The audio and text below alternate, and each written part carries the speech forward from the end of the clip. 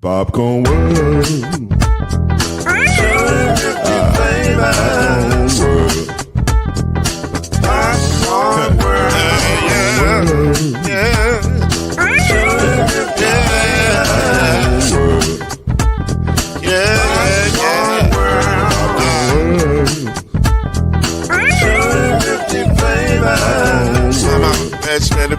Popcorn World. Can I make you groove now? Yes, I can. So you can get this groove in the back of a can. But to make it rhyme and groove and the moves in your hand. Popcorn World. 250 flavors gonna make you smile. 250 flavors gonna make you smile. 250 flavors gonna make you smile. I said popcorn make you smile. Ah. Popcorn World. Popcorn World. Popcorn World. Popcorn World. The Popcorn World.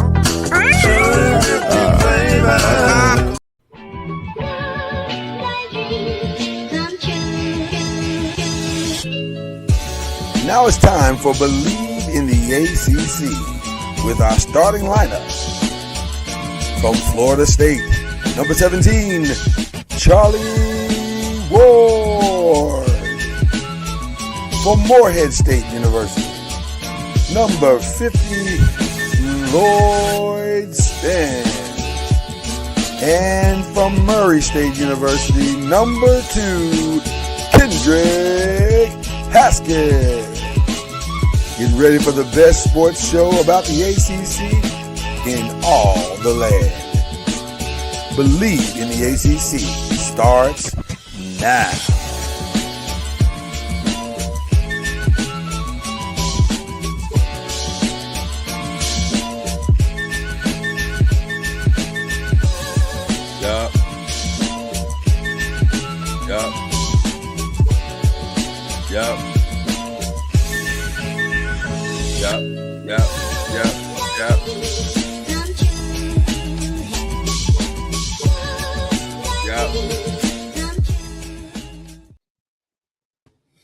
We could stop that early, but why?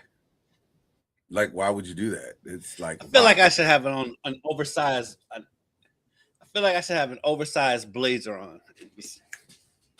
I mean, it feels good. It feels good. I ain't gonna lie to you. It's a wonderful way to start your Thursday. Put that bop on and just be there. It's a vibe, like the kids say. It's a vibe. It's a vibe. Yeah. I, by the way, have not understood one Future song except for that one, and only understand that one because he just says it's a vibe and it's not complicated. But other than that, I got nothing. I don't know what they. No, I'm confusing Future with Young Thug. It's Young Thug that I don't understand. It's the same. It's the same. I knew you were gonna say that. I knew you were gonna say. What are we talking about? It's the same guy. No, there's a slight difference. There's a slight difference. One uses auto tune, the other just mumbles. Right. That mumble is serious too. What are you talking about, sir? Okay. Which is why. You know what else is serious? What's that? What's serious? This delay, so I'm about to come back out and go back in. Okay, well, while you do that, I'll do this. Ladies and gentlemen, welcome to the fun time that we always have on Thursdays. It's a mashup. It's another mashup. Believe in the ACC and the Press and Pros. And it's always going to be a mashup this time of year because guess what? Ain't a lot of Believe in the ACC news right now. I'm just going to be honest with you. Ain't a lot. We doing the best we can with this Believe in the ACC news. It's it is college baseball, baby. College baseball has been good. College softball has been outstanding. I thought, listen, last night, if you watched, I know the NBA Finals on, and most of you just saw that, and I did too, but I did get up this morning and saw a little softball. Boy, that was a good one. Texas and Oklahoma Texas Tech was a good one. That's the championship, right? I think it's the championship game, right? Yeah, I'm pretty sure.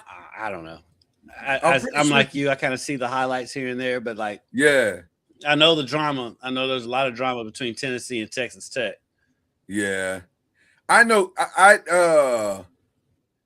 So it's Texas and Texas Tech. Last night Texas got them, but it's because they be overworking my girl. They be overworking Kennedy, and by the time she gets to the World Series, she ain't got nothing left. She's like, I do the best I can. I don't know. I got nothing. I got nothing left. Excuse me. Her coach be pitching her like game 1, game 2, come back game 4, game 5. Like, hey, but man. That's softball though. That softball teams. Softball, they only carry like 3 pitchers, so that's they got and listen, because it's not because pitching in softball, that's your natural motion of your arm, so it's not as much pressure on your shoulder. True. And listen, let's be honest. She's a star. She's an absolute star and a beast. And you know, last night I don't even know if she started. I think she came in relief or something. Like the first girl got rocked out, and she came in trying to save her. I think is what happened. But anyway, nevertheless, that's what happened. But like I said, that's about it. Like we ain't got a lot to discuss. We will discuss the one thing that probably most of our listeners are interested in that Louisville lost out to Milosevic. Did I get it right the second time? No. I didn't get it right the second time either. Oh wow. Okay. I tried. I gave an effort. That's sometimes all you need is an effort. Mama Silovich. Yeah, no, it's not Silovich. There's no way it's that. It's an I there. It's got to be Silovich. That's Silovich. You know what? He don't play for Louisville, so and he's not an ACC kid, so I don't have to care. I'm gonna go Momo. I'm gonna go Momo. So listen. I don't know if it's a loss out. You're one of a kind, Lloyd Spence. I try to be. I think we got this delay still going too. It is a little bit of a delay. We're trying to work through it, but y'all be patient with us, and it'll hopefully correct itself. It did last week anyway, so I'm hoping it'll correct itself again. It did eventually. Yeah, eventually they synced up and we were good. So yeah, that's what's going on in the ACC. There's I think another interesting thing that happened I think it was yesterday. Nick Saban went and spoke to Congress. He was very fiery. He said, "Hey, for some teams started out with 3 million, and then 5 million, and then 7 million, and then 40 million. Where is it going to end?" I was like, "I don't know, but Alabama got to get their weight up." That's what I was thinking. That's what I was thinking. I don't know if I was, get your weight up. Yeah, but y'all need to get some more millionaires in Alabama. I mean, that's not anybody else's fault that Alabama is behind all of a sudden. So, but he was trying to fight for old Alabama. It's got to stop somewhere. I was like, okay, doesn't know. Doesn't have to stop ever. Yeah. Like it going. I had a chance to go a little bit deeper. No, only thing that's gonna happen at most is a salary cap. Yeah. I had a chance to go a little bit deeper into the bill, if you will, for that they think that was offered by that group from Texas or whatever, and it on surface it sounds decent, except when you get to the money part. And then that's when it all kind of falls apart, because it's like, I don't think people are going to go for it. The kids aren't going to go for this. The universities aren't going to go for this, because they finally have a way to balance out the Clemsons and the Alabamas of the world. And Indiana has a real shot to win a championship. You think they're going back? No, they're not. Not that way anyway. Not where they don't have any chance to win because it's back to business as usual. So I get it. But I think it's going to die before it ever gets to where they want it to be. So here we are. We're back. We're where we are. It cracks me up that it cracks me up that these people are so devout against these kids getting paid. Yeah. I'm like, yeah. What? Yeah, no, it's they kind just of do crazy. not want to pay the labor, and that is that's crazy to me. Yeah. Here's what I need Congress to do, though. Focus on getting my gas prices back down. That's what I need you to do. I don't give a flying flip what these kids are getting. I don't want to pay $5 and $6. Yeah, because that's what I don't. Yeah, because people keep asking me about how much money Monselovich got, and I'm like, I don't know and don't care. I don't pocket watch. I don't care about is these gas prices being $4 a gallon. Come on, man. I'm making some real life decisions out here in these streets because of gas. Like hey man, can you come hang out with us? Oh, I don't know about that. Yeah, you too far. Right. I've calculated where you live and where I live.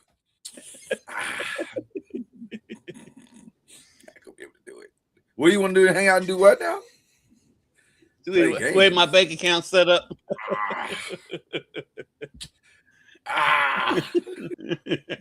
You can do that online. Yeah. So anyway, so that's what's going on. That's really the only real college news right now. College World Series is going on, and everybody's getting ready. Everybody's really taking about the summer break. Like they're about to take a little bit of a break. Basketball is going to kind of get together. I think they're going to kind of do a quick little thing. But other than that, ain't nothing really to talk about. So let's get over here to this press and pros. Let's do that. Let's get over the other side and talk about last night. Hey man, should we play the open and hope that StreamYard's delay catches up? Let's do that. Let's see what happens if we play the open and then the delay ends. That would be awesome. That way we could give you a show without having to wait 5 minutes between each talk.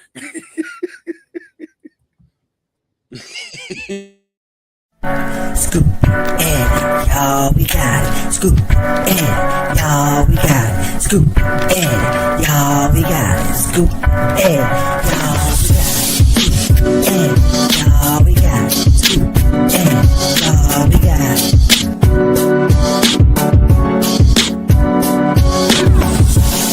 That's how we go. This is how it games the press pro.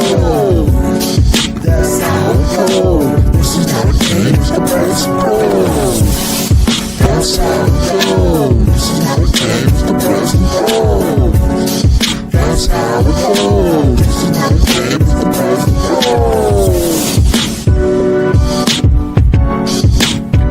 And now, get ready for Ginger Caskins and Lloyd Spence, the press and the pros. Let's go.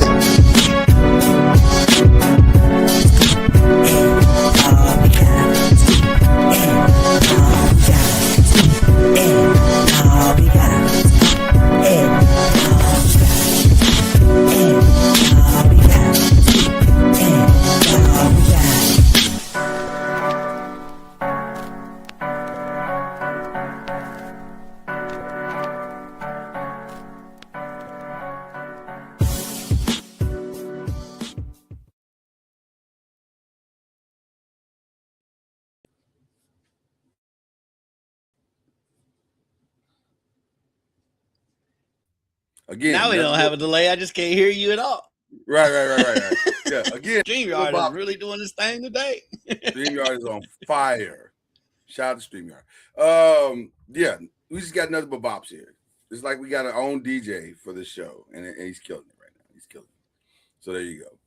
All right, let's jump into last night. I have to give him first my apologies. I really don't owe him apologies because I've never said anything publicly, but privately I've thought, a little bit like Becky Hammond, like, can he really lead them to it? But he can. Jalen Brunson can. He actually can. He is one of one right now. He may be. He can make shots at is incredible. The last shot he shot, that angle was insane. Like, I was like, no, man, come on, man. And I want to say it was luck. I want to say it luck, except I've seen him do it like several times. So I can't even say that.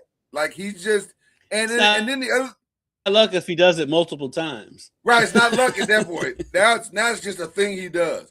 But you know what else? I realized about Jalen Brunson after watching him last night? He is one of those guys that his IQ is insane. Like, he really, really, really understands this game of basketball, and a lot of what you think he's doing, and that it just seems like it's so helter skelter. It's not. It is calculated. He understands the angle. He understands what you're doing. He has studied the film. He knows what his counters are, and he's comfortable in his own skin. He's a dude. He's a dude. But that wasn't the reason why I won last night. I have to agree with you. He's a dude, and Cat's been playing great. You gotta give credit. That's where I was going. Cat has been playing great in these playoffs.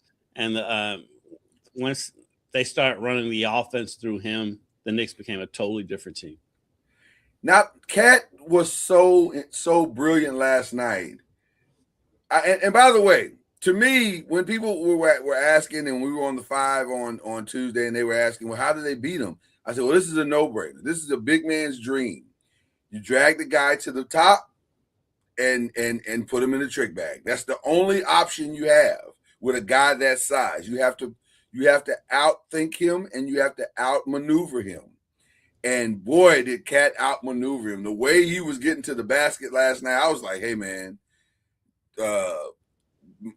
Mitch Johnson got to come up with some counters and quick, because otherwise his second in MVP voting is about to get embarrassed on national TV 4 games straight.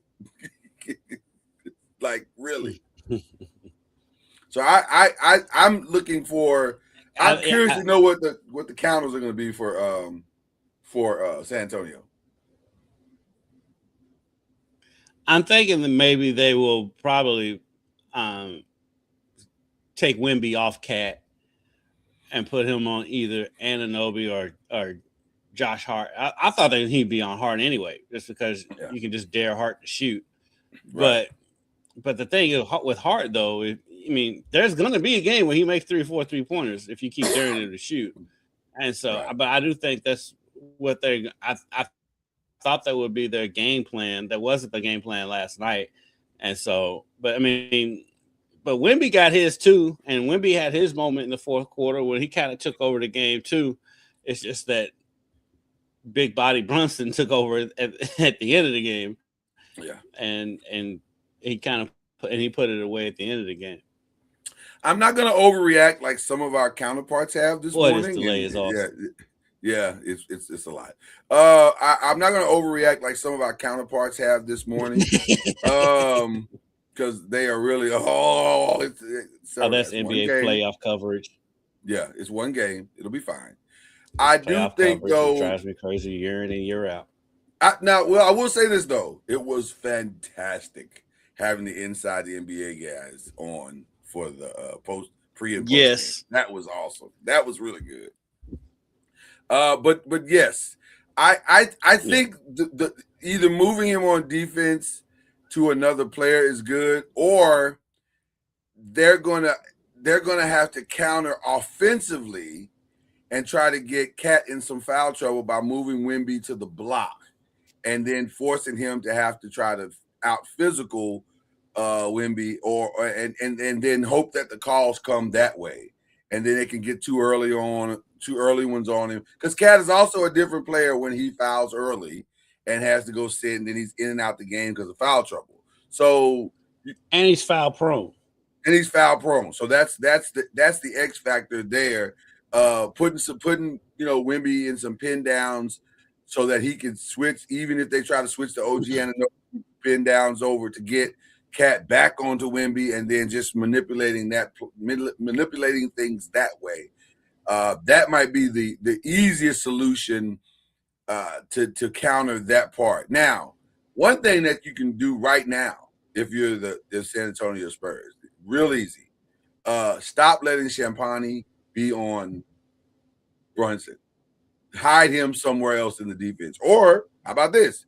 Don't have him on the floor at all. Like Kelton, you have a 6th man of the year. I understand he's not stepped up and he's not played to the level that he did the regular season, but he's never going to play if you never give him an opportunity to get out there. You got to put him out there and kind of hopefully live with the result. And maybe you just simplify the game for him and say, hey, man, your only job is to help on Brunson. That's it. If you score, great. But right now, we need you to lock in on defense and help stop Brunson. Because Champagnie was getting cooked last night. It was really he was the new James Harden.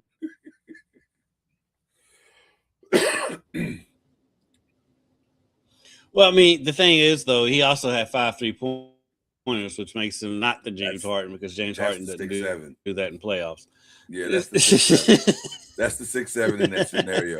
He shot the ball really well, right? But he is a liability on defense. And so he shot the ball really well. And that's the thing with Brunson. I don't share that sentiment as much because of who he's guarding. Because like it was a couple of times when Brunson was doing stuff. It wasn't Champagnie. I mean, whoever was guarding Brunson is just Brunson, and there's good defense.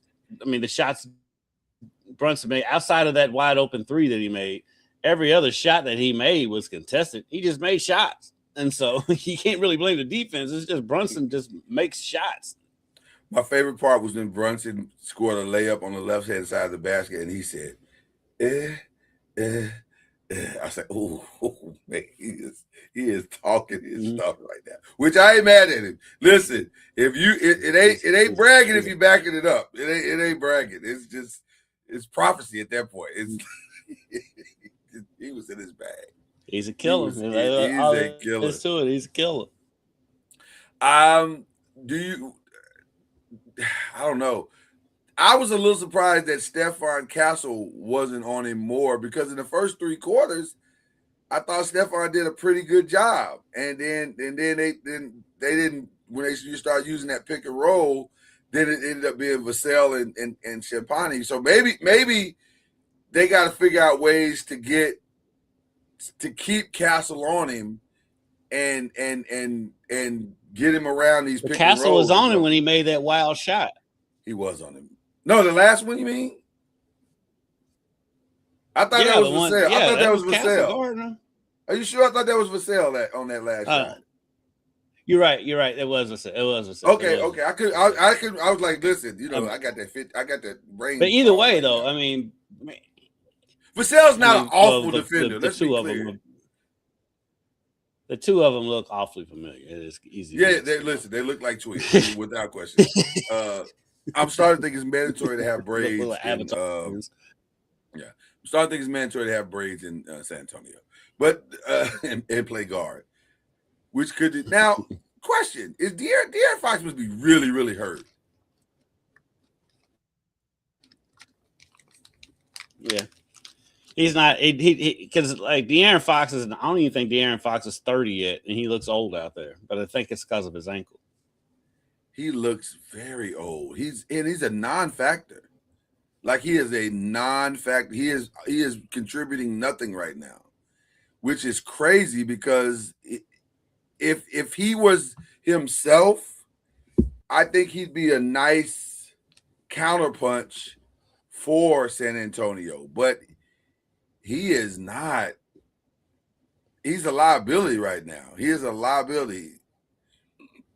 0 of 4 from 3-point land, 3 of 13 from the field goal. He only shot 2 free throws.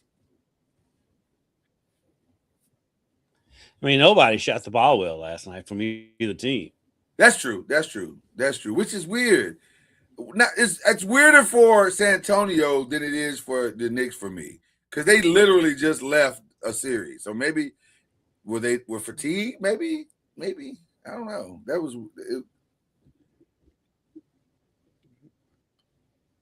Down the stretch, the Knicks look just as tired as San Antonio. Yeah, and you wouldn't think they would be with all that rest.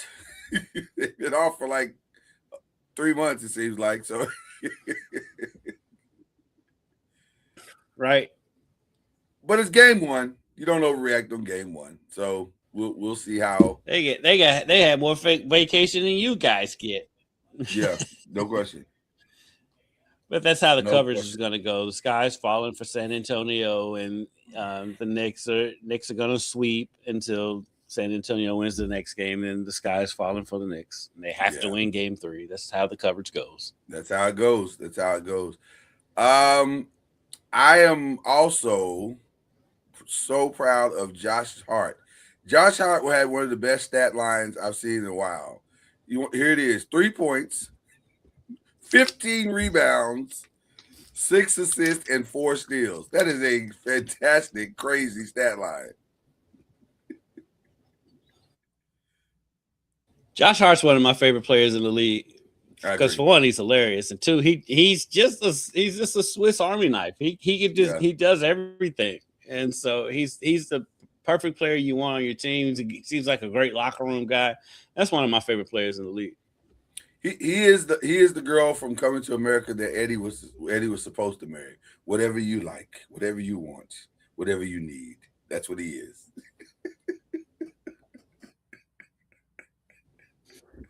Woof, woof, woof, woof, woof, woof.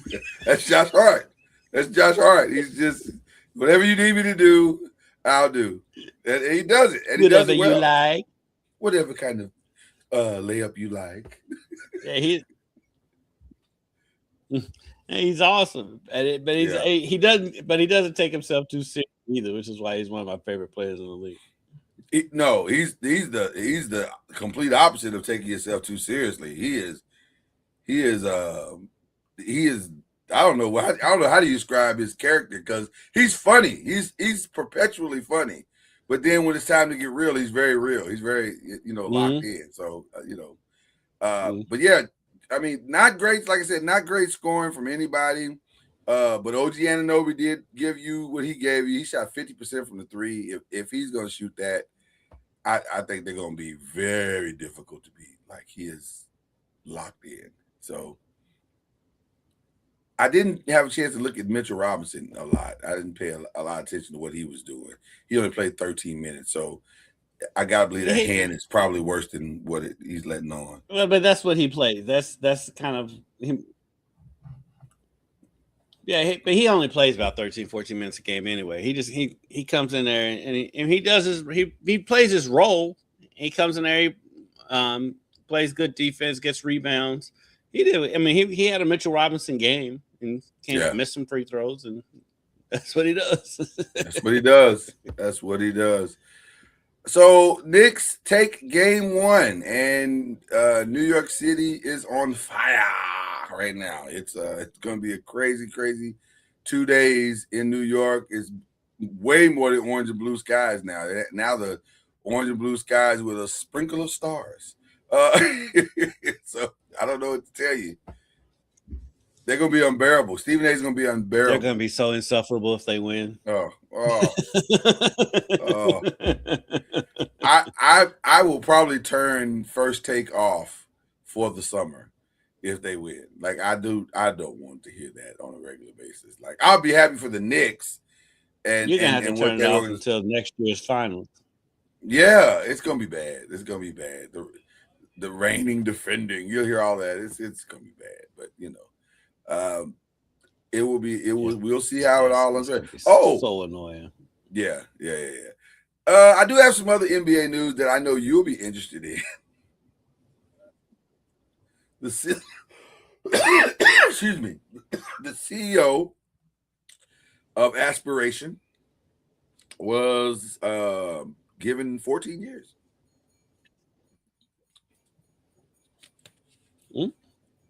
Nothing to see here for the Clippers.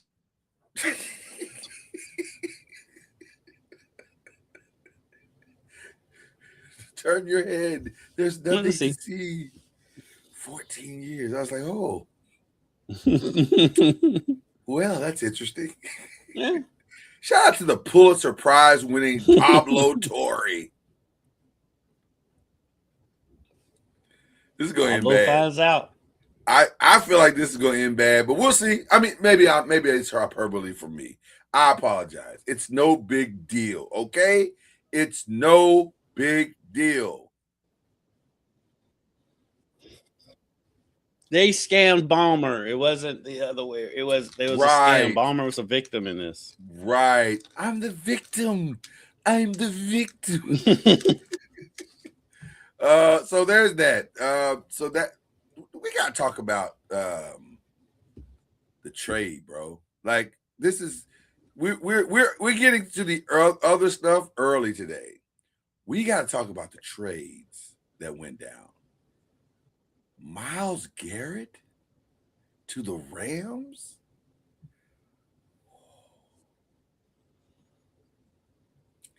And Aaron Donald probably coming out of retirement. Oh, man. It's not often someone ruins your football season in June. But the Rams may have just ruined everybody in the NFC's football season in June. Myles Garrett, first of all, shout out to the Rams for having the stick-to-itiveness to get the girl they wanted. If you listen to Adam Schefter, they started this process and gave up a really good girl to get her. Right. They were like, listen. Versus a beast. Yeah, listen. The girl they had was fine.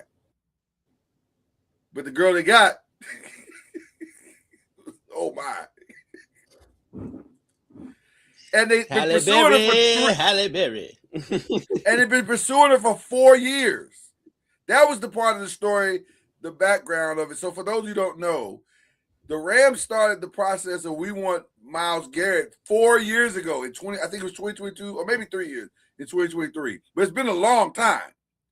And just would not stop pursuing him. They would check in. I told a story on the 5. I said it was kind of like they would call and be like, "Hey, so what's up with Myles?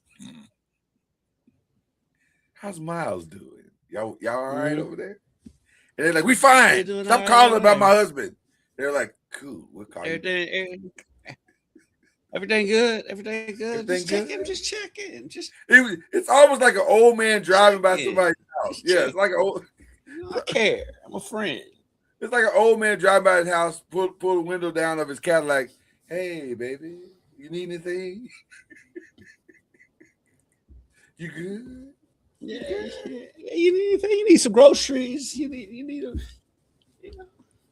And you know why he does? You need some bills paid. You need some bills paid. And you know why he does that? Because he knows there's some cracks. And eventually, maybe not today, maybe not tomorrow, but soon, you're going to want them bills paid. You're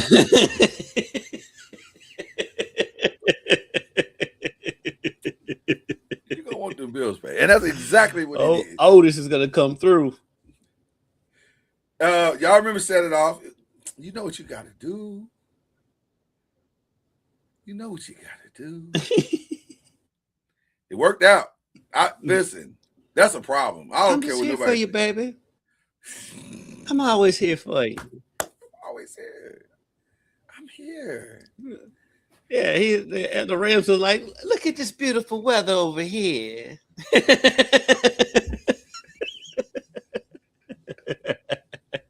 Oh, that's funny. That's so funny. That's so funny. Listen, I'm not gonna kid you. All jokes aside, that's a problem. That is a massive problem. And it appears it's a monster problem. It appears Aaron Donald's gonna come back. Like he's posted videos of his workouts. He's working out with 105-pound dumbbell. I mean, not dumbbells, but dumbbells. Yeah, he's working out with 105. First of all, stop it. You need, sir, stop. You don't have to do that. You don't have to make us. You're not getting that at Walmart. No. 105s are custom. And by the way, why do you need 105s? Shouldn't 60 just be enough? God, and he makes it look easy too. Them 105, he make it look easy. Like, yeah. You're like, I hate you. Also, I love you because I don't want no problem. So my question though, if you're Seattle, do you make a run at Mac Crosby now? So I have given this some thought. There are 3 teams I think that need to get on the phone and make a Max Crosby call immediately. The 49ers, they need to do it. The Seattle Seahawks, and my third team was actually the Minnesota Vikings. Because what I'm hearing is that the Kyler Murray thing is going extremely well, that J.J. McCarthy is the only one in that building that does not realize he's about to be replaced. And if that is the case, then if Kyler should be able to do the things that J.J. couldn't do, which means, and then Minnesota's defense was good. But with Max Crosby, they become a great defense, and now you're in the game. But yeah, I would one of those 3 teams for sure needs to get on the phone and put their Max Crosby package together and shoot that on over to the Raiders immediately.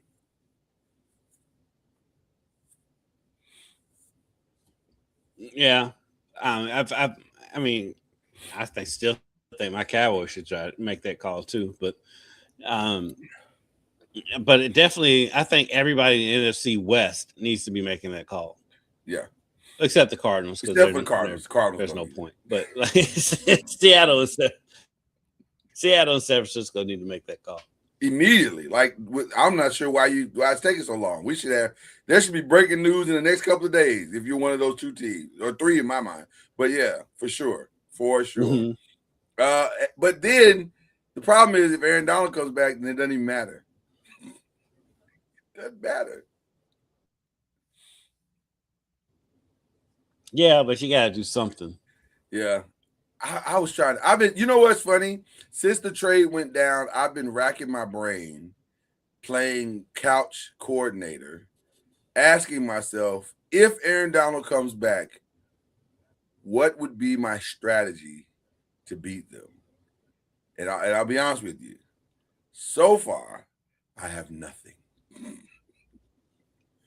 Bubble screens is as far as I've gotten so far. It's quick passes. You gotta get the ball out fast. Yeah. It's bubble screens. I mean, as quick passes, screens, quick slants. You gotta get the ball out.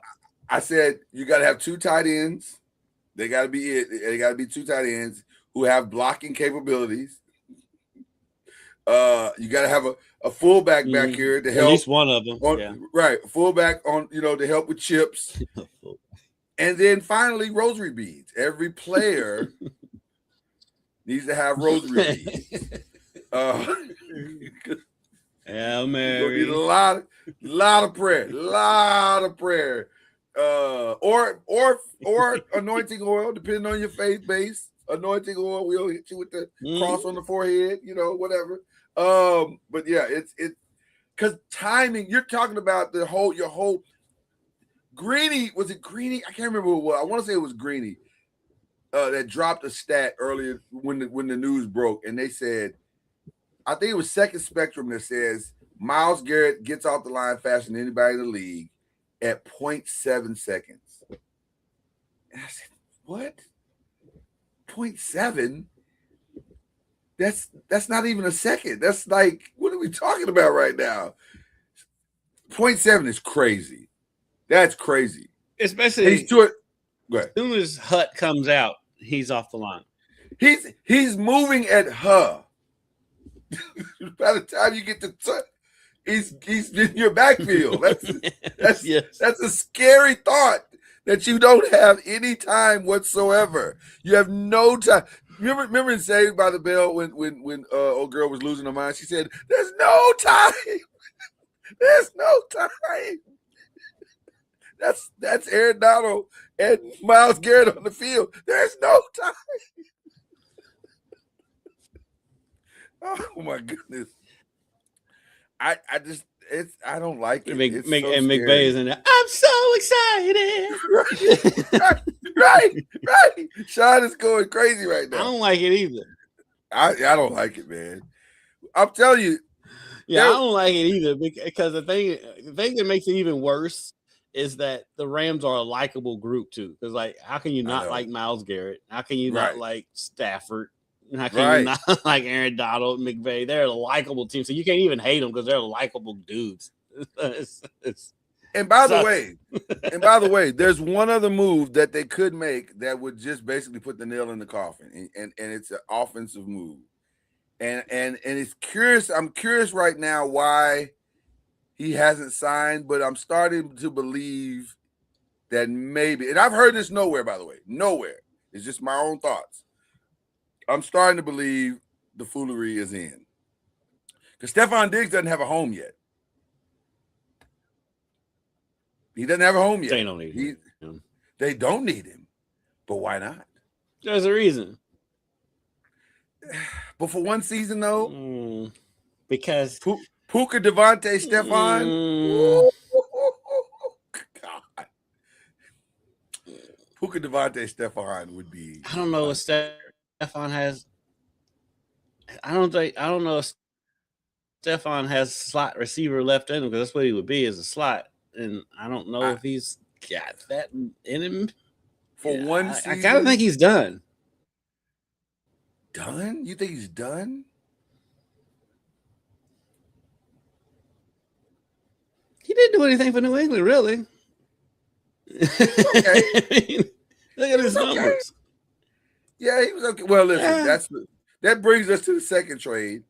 That does justify why they made the move that they made. And by the way, not surprising. The move is not surprising, but it is telling. Like they think they're there, and by the fact that they were in the Super Bowl last year, they may be there. AJ Brown, they're justified in their belief. They are justified in their belief. AJ Brown is a great wide receiver, and I will give my apologies to Stephon, because I didn't realize he had a 1,000-yard season last year. That's what I thought. I thought he had a pretty decent season. Yeah. He also only had 4 touchdowns. But since he left Buffalo, I don't see him as a touchdown person anymore. I see him as a chain mover. Only person that got him the ball for touchdowns was Josh. Everybody else has been kind of like, even when he was playing with CJ, it was kind of like CJ used him more as a move the chains kind of player. And last year he was a move the chains kind of player. So I think that's who he is at this stage of his career. I don't think he's a breakaway dude anymore. But if he can offset but see, here's the thing: next to Puka and next to Devontae, he'll be open. Did you say offset on purpose? Not on purpose, but thank you for helping me get street cred on that, because that worked out tremendously well for me. I'm very happy with the results of that, for sure. Yeah, I just don't. Listen, they're gonna do something. They're gonna do something else, and they're all in. To quote one of the brothers that was on earlier this week, Jerry, this is what all in looks like. This is what it looks like. Hey, they was like, F your couch. I'm happy with what Dallas is doing right now. Are you? I'm happy with what Dallas right now. Okay. What have they done? I mean, we don't have any controversies right now, unlike other teams in the NFC East. We just kind of don't have any controversies. It's weird. We don't have any controversies. Dallas is chilling, going about their business. You got Pickens back. Yeah, we don't have any controversy. It's awkward. It's a little awkward right now. But they all kumbaya at the softball game. They were hugging and loving each other like brothers do.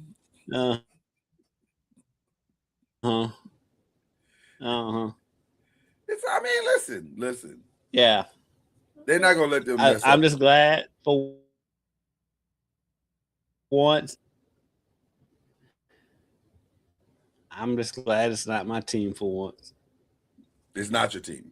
But it's still June, though. We got plenty of time for Dallas to do what Dallas does.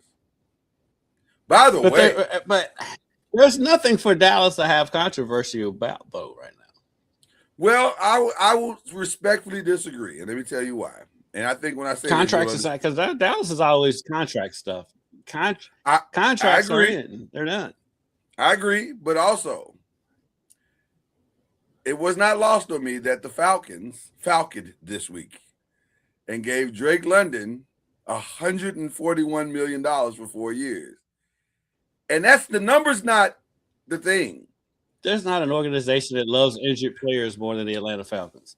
No, they can't get enough. Can't get enough. That's one of their favorite things to remember. Send me all your sick and shut in.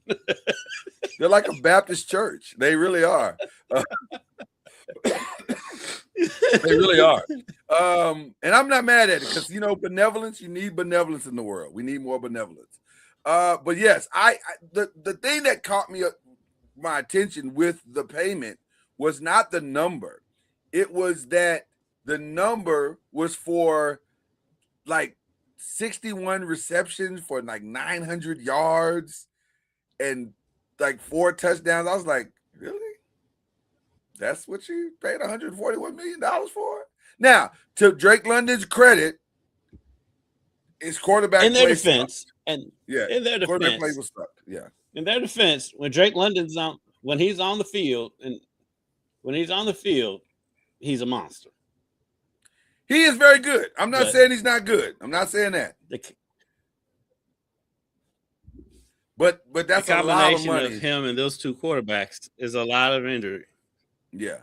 But that's a lot of money for little, I'm not saying it's little production, but 141 million, 35 million per year is a lot. And if I'm Bijan Robinson, I'm like,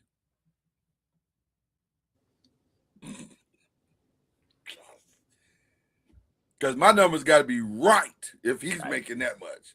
Right. And then Pickens is probably like, interesting. So that's where it gets it. That's where I think some of the, I don't say controversy, but yeah, go ahead. That's where it gets interesting is like, because they just reset the market. For no reason whatsoever, by the way. For no reason whatsoever. And by the way, they're going to do it again with Bijan. I'm hearing that his contract is coming soon. So I can only imagine what they're going to pay him. He'll be at Saquon or more, I'm sure. He'll be over. He'll be paid more than Saquon because they got to reset. They're going to reset the market. So yeah, he's going to get more than Saquon though. Are the Falcons just a team that likes to troll the rest of the league at this point? Like, watch what we do. That Home Depot money. That Home Depot money. The cost on grass seeds about to go up at Home Depot. Yeah. Oh yeah, big time. So anyway, that was interesting to me for sure. I was shocked at that number. I was like, man, that's a lot of money. But I guess you could say he earned it, kind of, sort of. It was a lot of money. I wasn't surprised. Yeah, I wasn't surprised that they paid him. I was just surprised that the number was that big. Right. I wasn't surprised that they paid him. And I wasn't surprised that they made him the highest paid receiver because that's just the way it is. But yeah, the payment is a lot. It's a lot. Russell Wilson did the smartest thing that he could do. He said, I'm going to go take this network money. Second smartest thing he's ever done. The second smartest thing he's ever done for sure. I'm not mad at him. I think he'll be a good fit over there. When they were talking network, I knew for sure one place he was not going to go was ESPN. That was not happening. The hatred that he probably has in his heart for ESPN is probably unprecedented. And he's not even a hateful dude, but he's got to feel a certain way about ESPN because they dog him on the regular.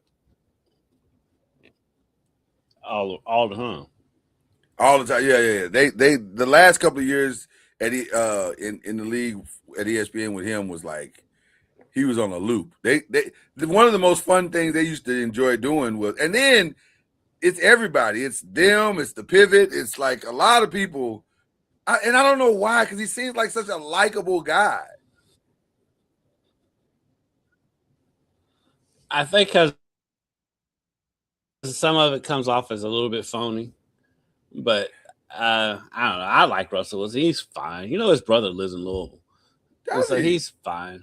It's like whatever. That's how I feel. I mean, I don't get it. I don't get the backlash. Okay, I don't get the backlash, but there was a lot of bitter. I tell you, one person that loves him knows Sierra. That doggone Sierra love us some Russell Wilson. Anytime he want a baby, he hits the buttons and she delivers.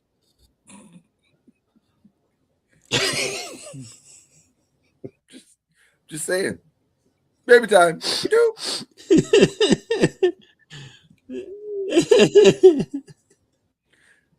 I ain't mad at him. That's listen. But it's good. I'm glad. I root for them. I cheer for them. I do too. Yeah, they're a good couple. Yeah. She found a man who's articulate, can speak clearly, like clear sentences, speak in full sentences. And yeah. A weird thing happened with Brandon Ayuk. He was there's a warrant issued for his arrest for speeding. That is I'm like, was he drag racing? It had to be drag racing, right? Fast and Furious. Yeah, I have to believe it's something. I don't know. But they've issued a warrant for his arrest, and I guess he'll go in and deal with it. For it to be I'm thinking for it to be a warrant, it has to be drag racing. The thing that I don't understand is out of this whole story is that's when the 49ers found him. Like they didn't even know he has not checked in with the 49ers since last season. And they were like, oh, there he is on this video right now. Like, what is going on?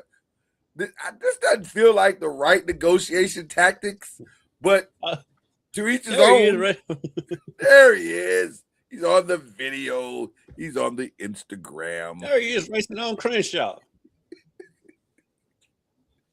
I don't listen. Before y'all yell at me saying Crenshaw's not in San Francisco, I know that. Right. You know that. Jeez. But that's what the joke was. The joke was Crenshaw because it's California. Get it? Use your cerebral, people. All right. So yeah, that's a weird story. I don't understand where this is supposed to be going. And when you got your general manager saying, quote, we're available, give us a call. I think it's the prudent thing to do. What is going on? They've been saying that since the middle. Right. I don't know. That's a weird story. It is a weird, I kind of feel like San Francisco's window. It is until they pull off the Max Crosby deal. Then it opens up a little. Well, but then Trent Williams is saying he's going to retire. Does it? Right. Yeah. And that's what messed it up. And you don't know where Fred Warner's going to be health-wise after that injury last year because that injury was bad. Very true. He was at Derby this year, by the way. True. How's he looking? How did he look?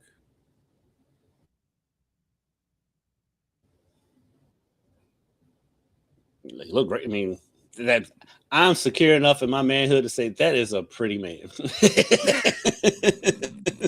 That is a good-looking fellow. Well, this conversation took a dramatic turn for.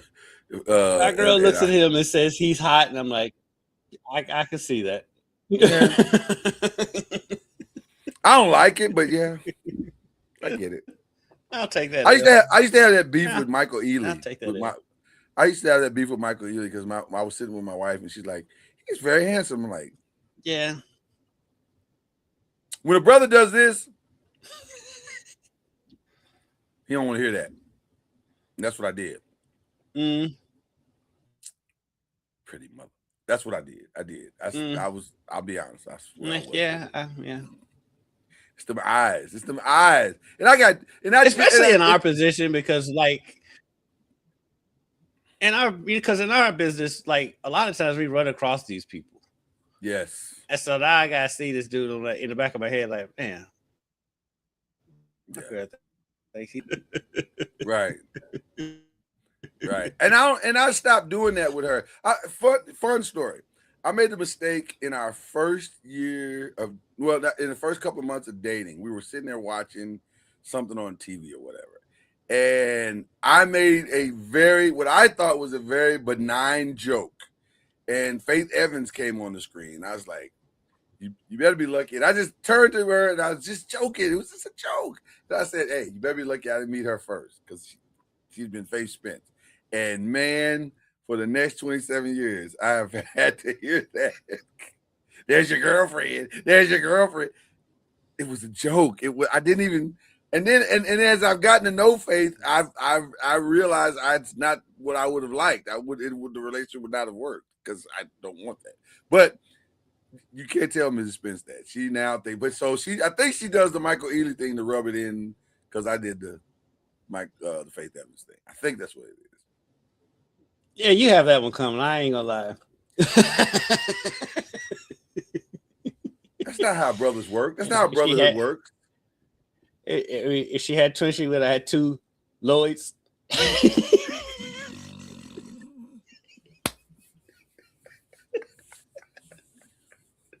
Touche. Touche. I can't even have quite the same one.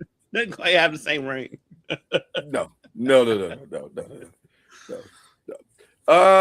So yeah, that's Fred Warner. How he comes back will be significant. It will definitely be significant. And you're right. They may have missed their win. And by the way, it's not just his injuries. Everybody's injured on that team. George Kittle's injured a lot. Yeah. McCaffrey's always been injured. McCaffrey's gonna give you at least 1-2 weeks out. Like it's a mass unit at this point. Yeah, even the quarterback, he got hurt last year. So yeah, it's there. I think their window may be closing. It could be. It's very possible. I'm hopeful. You sound hopeful, actually. Yeah, we need to get them on up out the paint.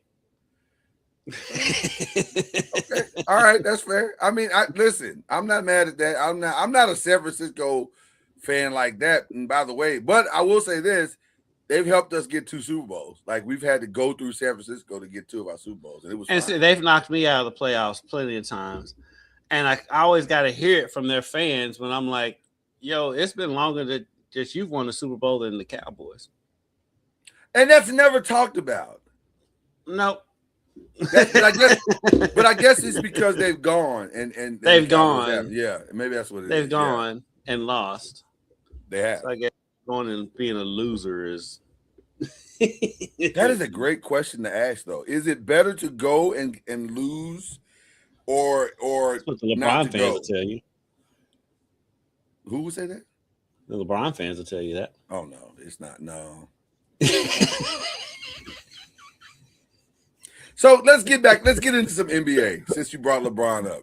Why'd you sound like the cleaning lady on Family Guy? Because let me tell you something, man, and this is as honest as I can get.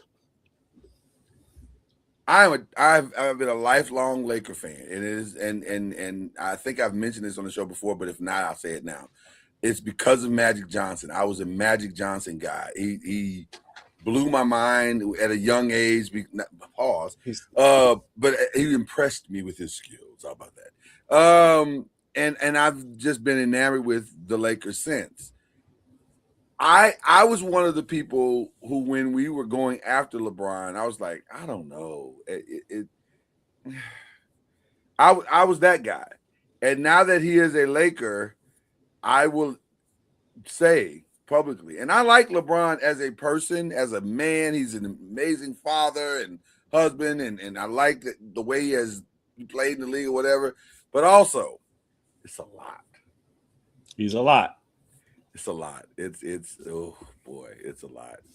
You know, well, LeBron's Rich Paul. Well, LeBron's going to sit back and watch what the Lakers do, and then they'll come with an offer, and then we'll discuss how it can all. Man, come on, man, stop, man. You are 43 years old.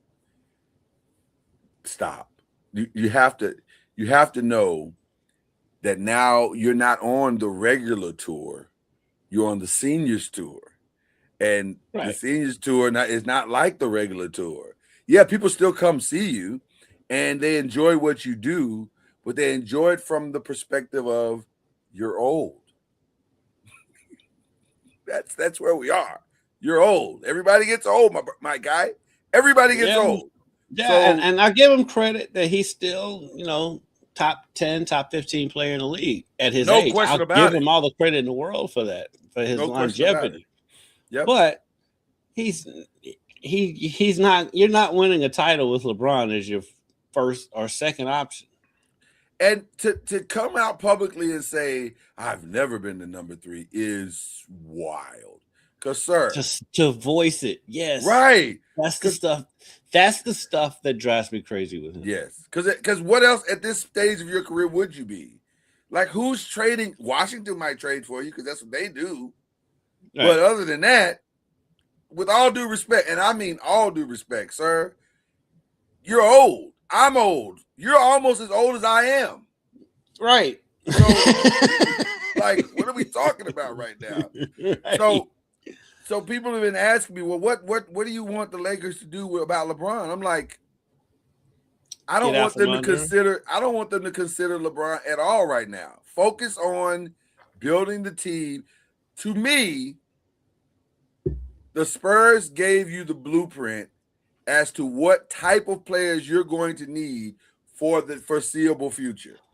You're going to I did want to throw a scenario at you. And I don't know if we talked about it before or not, but it did pop in my head the other day. Okay. Ja for AR. I would love it for the comedy aspect of it. Listen. Ja in Los Angeles is a journalist's dream. Right. That is a steak and wine night for sure. For sure. Now, having said that, it's interesting because, number one, you're probably going to save a ton of money because Ja can't demand anything at this point. He's definitely on a proven contract. Mm-hmm. And if you can get the best version of him, it is a backcourt that is a matchup nightmare from the offensive side. Like, it really is. So I don't hate it from that perspective. But my God, the gray area is so dark and gray. Because will he behave himself? Will he act like, and it's LA. He couldn't behave himself in Utah. so I think he could in Utah. Memphis. No, that's where the whole thing went down in Utah. Utah. Right. You can't behave in Utah? Bam. You can't behave around the Mormons? What are we talking about right now? So, but I don't hate it, though. I don't hate the idea. On the court, I think it makes sense. But by the way, Ja is going to, I think Ja is going to have a significant impact on this offseason's. Some team is going to benefit tremendously from him being. I saw one proposal that had him in Minnesota, and I would pay any amount of money for behind the scenes with Ja Morant and Anthony Edwards. I would have paid money for Anthony Edwards and Rob Dillingham. Yeah. Yeah. I actually like that, though. I actually like that backcourt because, again, you to pick your poison. Now, Ja is going to have to get up to the level of defense that Minnesota plays. You got to bring it, to their style of defense because he doesn't often consistently do that. But if he can get to a solid baseline of defense, and I think like he their makes chances. sense. He makes sense with them too because a lot of times their offense gets bogged down. It's like either Anthony Edwards scores or nothing. Especially if Julius Randle's having one of his Randle nights. You need a second scorer out there. I think Randle would be better as a third option rather than a second option. With what is going on now and where we are with the tenor of the league right now, where San Antonio is, OKC is, and I'll throw in the New York Knicks now because they are proving to be formidable. Mm-hmm. What do you do with Randle if you're Minnesota? Do you keep him? Because he's not the answer. In fact, I'm not sure his skill set. That's why I was saying I think he's better as a third option than as a second option. So then what do you do with Randle? That's what I'm saying. That's why I think Ja makes sense. I'm saying, do you trade? So you say trade Ja for Randle? Nah, I'm saying bring in Ja. You can probably get Ja and keep Randle. Well, that's what I'm saying. I'm asking you, do you keep Randle? Yeah. I'm gonna be honest with you. I don't like that because Randle, to me, Randle's biggest issue is that in order for him to be what you need him to be, he has to have the ball. And he is a vacuum when it comes to offense because it's like everything stops to wait to see what he's going to do. He needs to play more like what Karl Anthony Towns plays like, but he does. By the way, Minnesota could not have fumbled that more if they tried like that. They had the guy. I'll give them grace because the version of Cat we're seeing now, we're only seeing because of coaching. That's a good point. You weren't getting this version of Cat in Minnesota. If you had this version of Cat in Minnesota, they wouldn't have let him go. They would be in the finals if they had this. Yeah, because they have all. I think Minnesota is closer than a lot of teams in the West. They just don't have their gaping hole is that they don't have the 4 or 5 that they need to go counter everybody else's 4 or 5. And so, which is ironic. And I don't think, and they don't have a second score, a dependable second scorer. Right. It's by commitment. Because I really the way Rudy played in the playoffs, I think you can still win with Rudy out there. Rudy played his heart out in the playoffs this year. Well, listen, the irony is Rudy plays okay, except for when he plays Denver. Like when he played Denver, but he played well against Jokic this year in the playoffs. No, that's what I'm saying. That's what I'm saying. Except when they play Denver. When he plays Denver, he looked outstanding. That might be the best I've ever seen him play. Yeah. This was his best playoffs. By far. By the way, shout out to StreamYard and fixing the delay an hour and 15 minutes. I'm just saying, what the.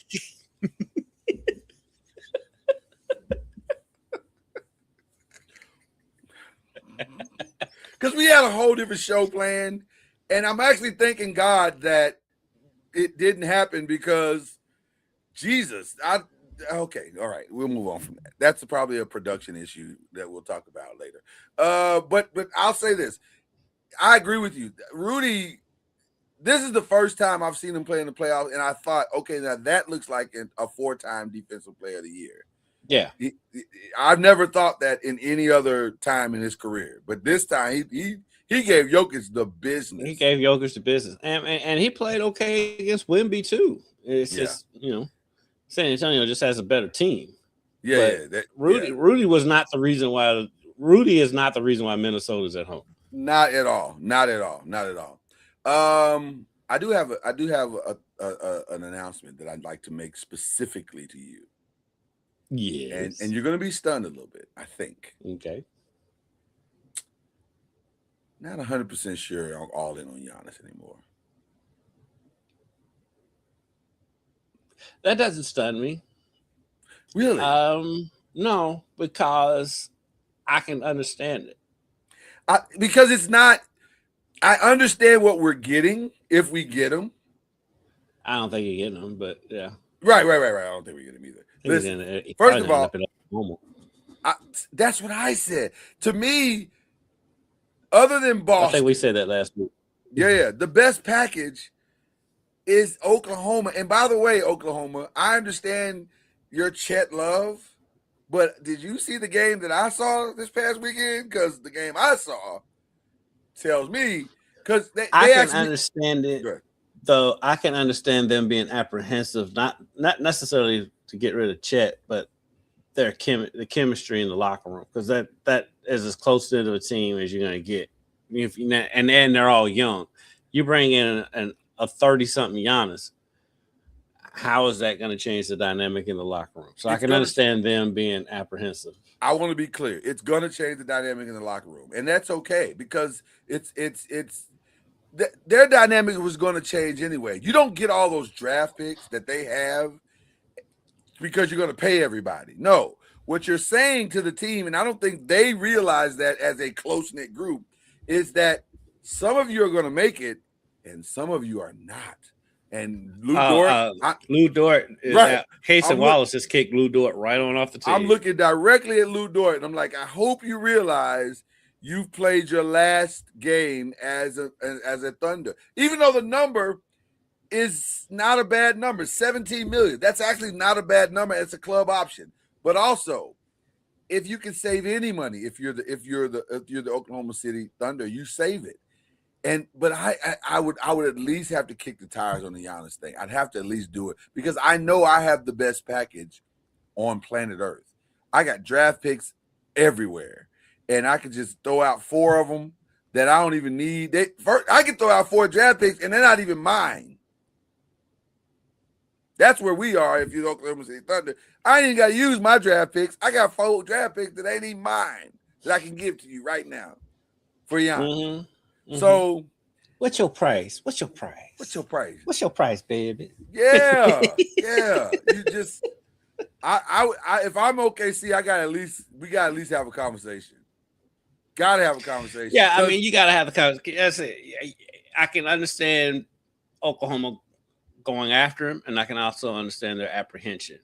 And then, like I said, Boston makes a ton of sense. That's to me, that's number 2. Yeah, I think it's been going to come down to those two. I don't think the Lakers have anything to offer they can get it. Although I heard something very interesting about Boston. And actually, it wasn't really about Boston. It was about New Orleans. Strategic zoom by StreamYard. I know that was great. Now StreamYard's in his bag. Now they're in the bag. They're doing the thing now. And zoom back out. Reports came out this week that New Orleans said if Boston truly is ready to move on from Jaylen Brown, then they're ready to have a conversation. And everybody except for Queen and Fear are on the table. And I said, that's I like that. Because why are they not on the table? They're good. They're really, really good. And they're young and they're inexpensive and you can build around them. So I get that. I actually get that. I love Fear and I love Queen. But think about what I just said. Everybody is on the table. I know. That's why I'll say it. I'm like Herb, Trey, Zion. Everybody is on the table. Looney. I'm surprised. I still think Looney's gonna somehow end up back up in Golden State. By the way, he's unrestricted. He's unrestricted, by the way. Yeah, he's gonna end up back at Golden State. Zion, I mean, he finished the season.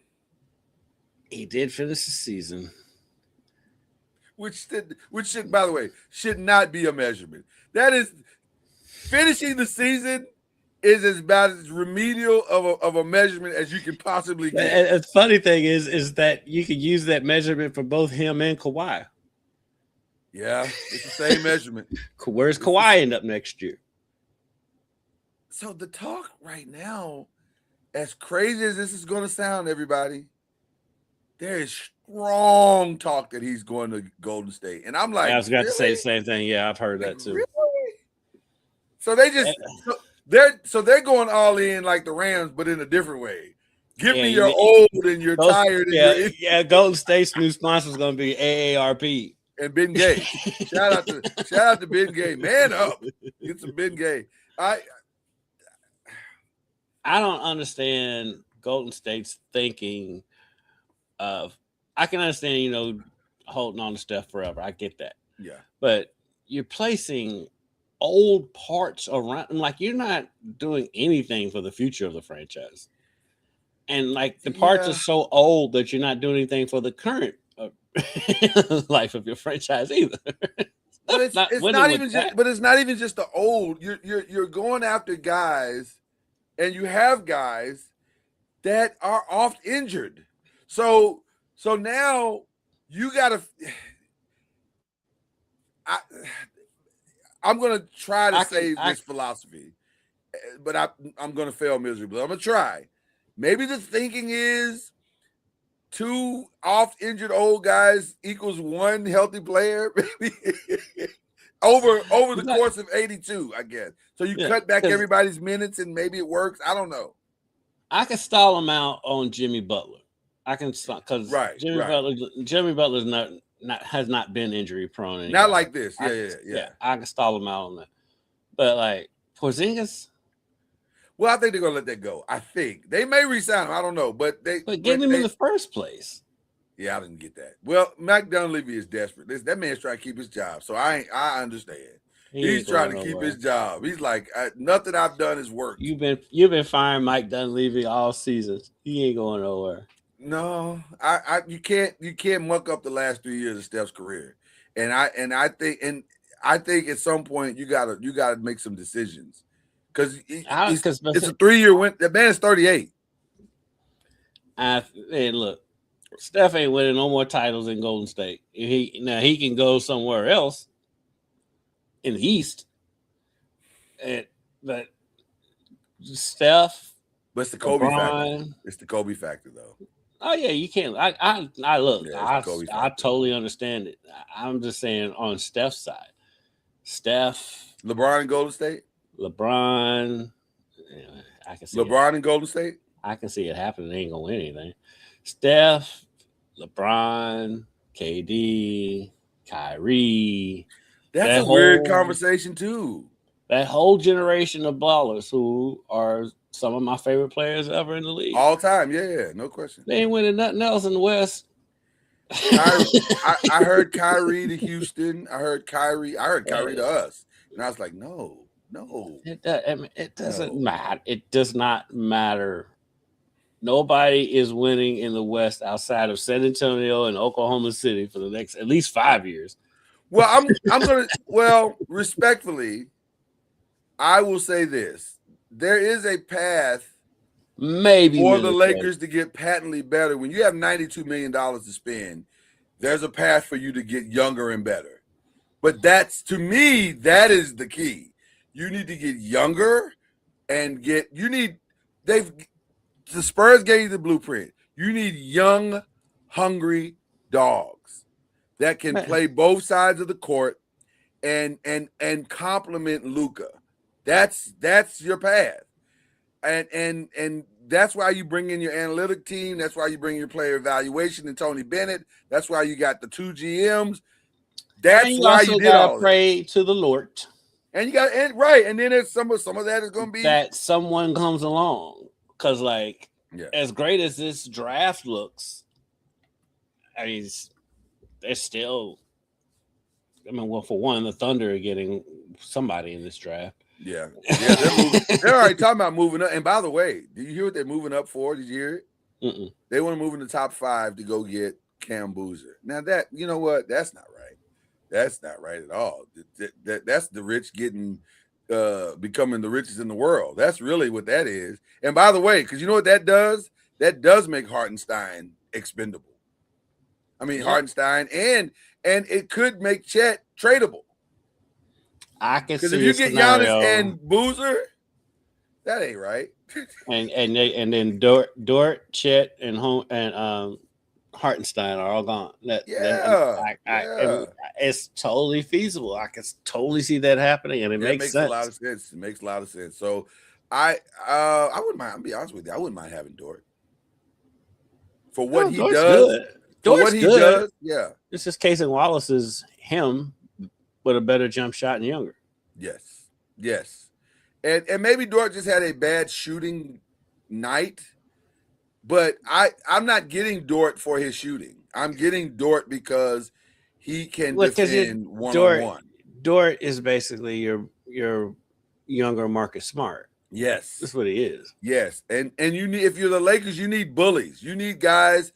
Like, I love the talk about Robert Williams, and he seems to be healthy now. So I love that. I think that's the kind of that's an upgrade from defensively from DeAndre Ayton. I mean, I'm an upgrade from DeAndre Ayton. Yes, you are. Are you available? But what are you doing? My only thing with Williams is that he's so injury prone. Well, but I will give him credit. The last 3 years, he's been okay. In Portland, he was healthy. He finished season again. Such a incredibly low baseline, but but I like that. But and see, Portland low key is another team that's coming. Portland's coming. Oh yeah, absolutely. I like the Anthony Simons talk. I like the Herb Jones talk. Those are the type of players. He didn't work out in Boston. I'm not. They don't share the ball well, and they're not a true one-on-one team. They like when they're at their best, they're moving the ball, shooting Joe Mazzilla's stupid three philosophy. That's really because that's why I thought he would fit in because he can chuck them threes. He can, but his best strength is when he puts the ball on the ground and he's one-on-one with somebody. He can get to the basket anytime he wants. So they don't want that in Boston. They want you standing out, shooting three. Their analytics tell them that it's a better game to have. Where did he end up? He's still in Boston. No, Boston. No, he's not in Boston. Anthony Simons? No, they traded him during the season. Then he must be in Chicago then. He might be in Chicago. Yeah, because the only trade they did was the Vucevic, of which they didn't even use him. I know. That made no sense. They traded for him and then barely used him. Yeah, I think he is in Boston. Let me double check. But yeah, because I knew they traded him. Yeah. But I think he's unrestricted free agent. So he's done there regardless of what. He was in that Vucevic trade. Okay. So but he's done wherever he is. Yeah. And so that's interesting. I think that's the type of guys they're going to go after. The Lakers are going to go after. Yeah. You know what's going to blow your mind? What's that? He's the highest paid player on the Bulls. That does not blow my mind. Over they got rid of everybody. They got rid of everybody. Yeah, everybody. They still had Josh Giddey. Yeah, but Josh Giddey. By the way, that is. I don't know what to do with that. That's. I don't know what to do with the Bulls. Yeah. That Giddey thing is strange, man. It gives off Drake vibes. Like. Yeah. I don't know. Because I mean, they got Buzelis, who he's only making $5. What is Josh? What is Anthony making? Like 18? No, he's making more than that. Yeah. Oh, it's like 25, isn't it? 27. Yeah. Okay. Jeez, 27. I'm not paying that dude 27 a year. No, I'm not doing that. We're gonna have to renegotiate that contract. 27? No, absolutely not. Their roster is. I'm sure that number definitely came from Portland. That did not come from Boston. So, that's from Portland. Which is why they traded it. Like this roster, the Bulls. Oh no, it's awful. I mean, it's got Giddey. Buzelis is probably the best player on the team. He's only making $5 million. You know what's bad about their roster? That they're going to lose all those games, and now that the new tanking rules are in place, they can't even benefit from it. Matt McClung is on their roster. That tells you everything you need to know. That tells you everything you need to know. Because you know what? Matt McClung, they moved McCain out so they could bring on Matt McClung. That's the type of thinking that's going on in Boston. We don't need a scorer. We need a dunker. This is their third highest paid player. Shout out to Matt McClung, though. I ain't mad at him. Guess who they got? No, it's not him. Guess who Oh, is okay. the, Who's guess the third leading scorer? their third? I don't even remember highest who's on their paid player. team. I don't even Their remember third who's on their highest. team, so you got to definitely tell me. Zach Collins Zach Collins is still in the league. Okay. making $18 million with the Bulls. 8. You know what? Let's move on. Jesus. 8. Come on, man. Come on, man. I'm sorry. He's their fourth highest paid player. He's behind Colin Sexton's $19 million. Colin Sexton is still there? Let's start with that. He's still there? Well, he got traded there during the season. But he's still. Oh, you know what? Let's move on. That's this. The Bulls depress me, and so I want my day to be halfway decent. Shout out to the Bulls fans who keep selling out their arena for this. Listen, for this roster. They're faithful. I'll give them credit. They believe. They believe. If there's ever an argument for Michael Jordan being the GOAT, it's the fact that the Bulls been selling out their arena for 30 years. And they are not good. They are not good. They are not even in the vicinity of good. Okay. We will move on from all of that. That is just a lot. It kind of made my day. It was funny. I ain't gonna lie. That part it was hilarious. Let's talk about the cover of Madden. And we like to call this segment the other stuff. I think we call it the other stuff. The rest of the stuff. This whole show is the other stuff for real. Right. Today we've been a lot of banter. Caleb Williams is the cover of John Madden. And I don't think that's a shocking choice. And one of the Madden covers is actually really, really good. It's a solid presentation of Madden at its finest. And I'm trying to pull those up so our viewing audience can see it. I thought the one was very, very a really solid choice. This one here, or I guess let me click there. Maybe it's bigger. Can you see that? Can everybody see that one? Yep. Yeah, that's a solid choice. The one that's weird is this one. And it takes the zoom in to really understand what you're looking at when you look at that one. There you go. There's let me back out. Hold on. I'll do this differently. Pull that out and then we'll redo it here this way. Entire screen. There we go. There. So this one is nice. I like this one. Although I hate that pass. Every time he throws that pass, I just like, Jesus, don't stop that. I like the cover though. But this one, however, it's kind of Jordan-esque. Yeah, this one I don't like it. That's what he is. I mean, he's known for it. Can I ask a question? Can I talk about the elephant in the room with this one? What, this Boosie? This is where you got to go full Boosie. Yeah, I'm going full Boosie right now. Is there an announcement that he needs to make that he just hasn't made yet? He's got a girlfriend. He's had girlfriends. I reiterate the question: is there an announcement that he needs to make that he just hasn't made yet? Because I don't understand it. I'm so old. I admit that. I from a time where we didn't paint all of our nails different things. I'm from that time. I just don't get it. I don't.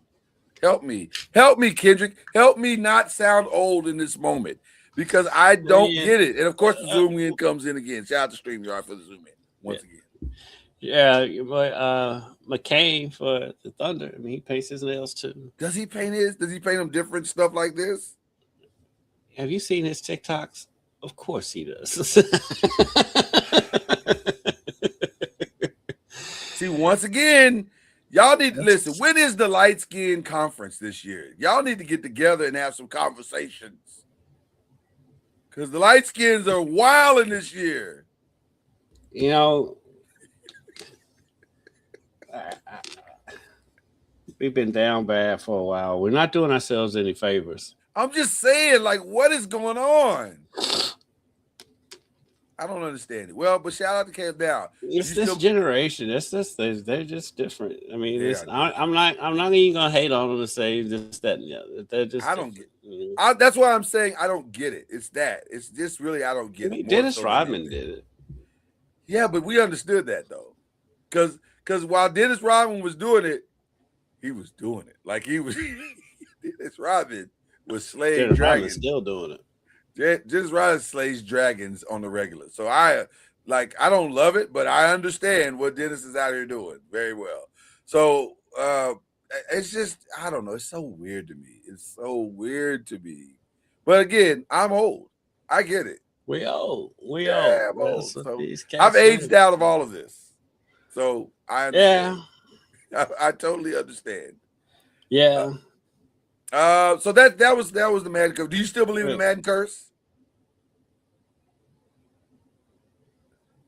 Kind of. It's a thing of where now like I pay so little attention to Madden anymore because I haven't played that game in like 10 years. Oh God. So I couldn't even say, like the college football game has been better than Madden for years. Yeah. And so I don't know. I can't even tell you who's been on the cover lately. I can't either. I don't know who's on it either. Shout out to the deluxe edition of the college football game that has Kirk Signetti on the cover. It looks good. It looked good. You can see the Western Kentucky Hilltopper in the back. Yeah, man. I like that. Shout out to that. I like that. Shout out to WKU. I'll just say this about the Madden curse.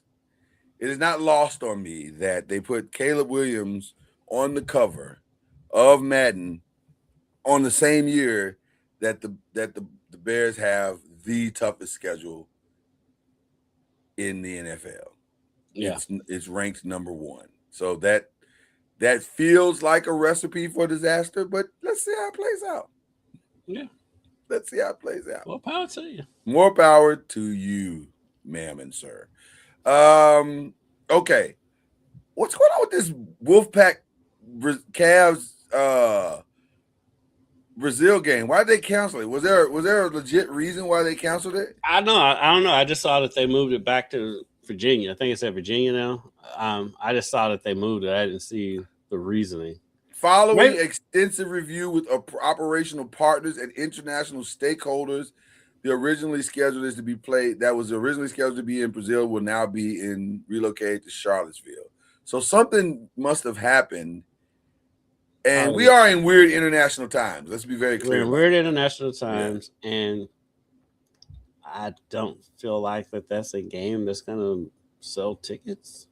It's definitely not going to sell tickets because I can't name 5 people that even play for NC State in Virginia. That doesn't seem like a game that needs to be played internationally. That barely feels like a game that should be played in Charlottesville. Like I don't know. Hey, Virginia's coming up. Virginia is definitely coming up. NC State's going to be decent this year too, I think. We say that all the time. How many times we had that conversation? Decent. Only to have our hearts broken. Decent. Okay. Decent.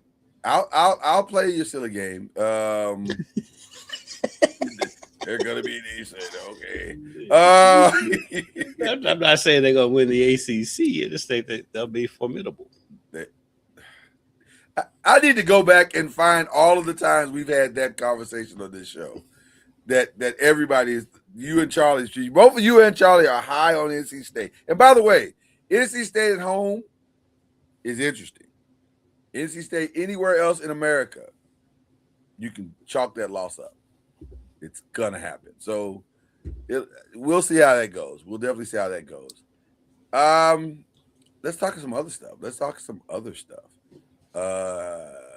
First of all, before I start this part of the conversation. Nope, I haven't. You're not caught up on anything? Nope.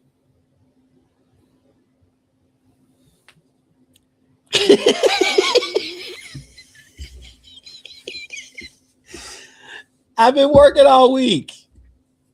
That's the reason you're going with? That's the reason. Especially when our two cooking shows I watch with my significant other, and if I'm working nights, So you haven't even seen the 24 finale? You haven't even seen it?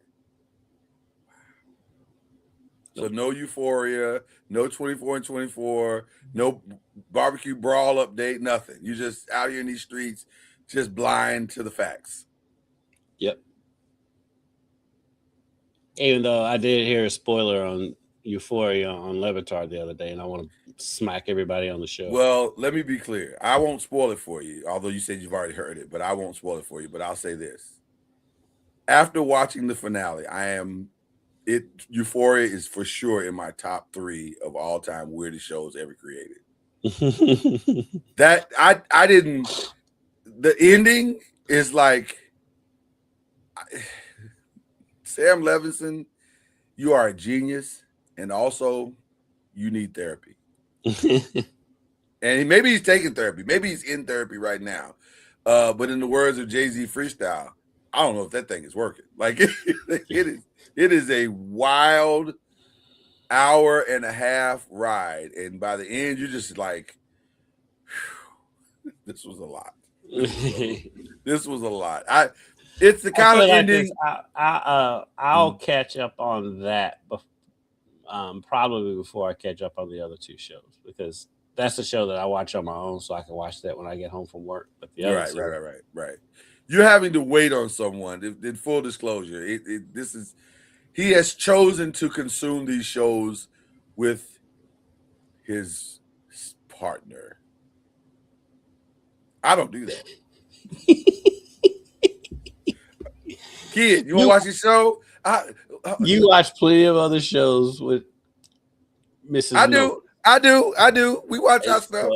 But you also have to factor in that you all have similar schedules. We don't.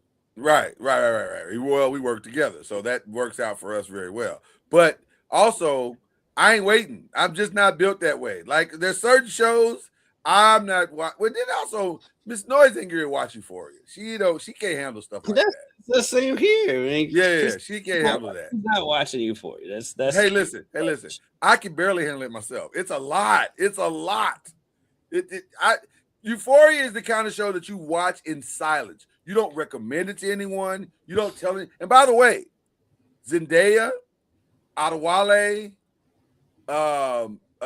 what's my man's name? That's just Coleman Domingo, Sweeney, probably all going to get Emmy nominations. I think Sydney did. I think she already got one. I think I did see it. I know I saw some video of her talking to her mom getting an Emmy nomination. If it's not out already, they're going to get Emmy nominations. It's not. I don't know if that was Zendaya has already won twice for Euphoria, so I can't imagine. And I think what she did this season is better than what she did the 2 seasons she won. I don't know. How she should win it just for the one scene where she's buried and just her head's above ground. That alone is enough. But when you see the finale, you're gonna be like, it's done. She's gonna win a 3rd Emmy. I don't know how you not give it to her. She makes some of the most interesting choices and strangest choices that I've ever seen an actress make. Because she is fearless when it comes to acting. There are no rules in her mind. She'll give you Spider-Man, and then she'll give you Crazy. Like it all works. She's got range out the wild. She might be the single best actress right now in her age group. Like in her realm, I don't know. But Sydney Sweeney's not far though. Sydney killed it. She kind of killed it. Like, I cannot wait for you to see it because there's a scene with her and her sister. The difference between her and Sydney Sweeney is killing the show. But yeah. Sydney Sweeney kind of plays the same role in everything she's in. Though. She does. Now, to be fair, it is very one notice right now. But she's because her role in this show is very similar to her show in White Lotus.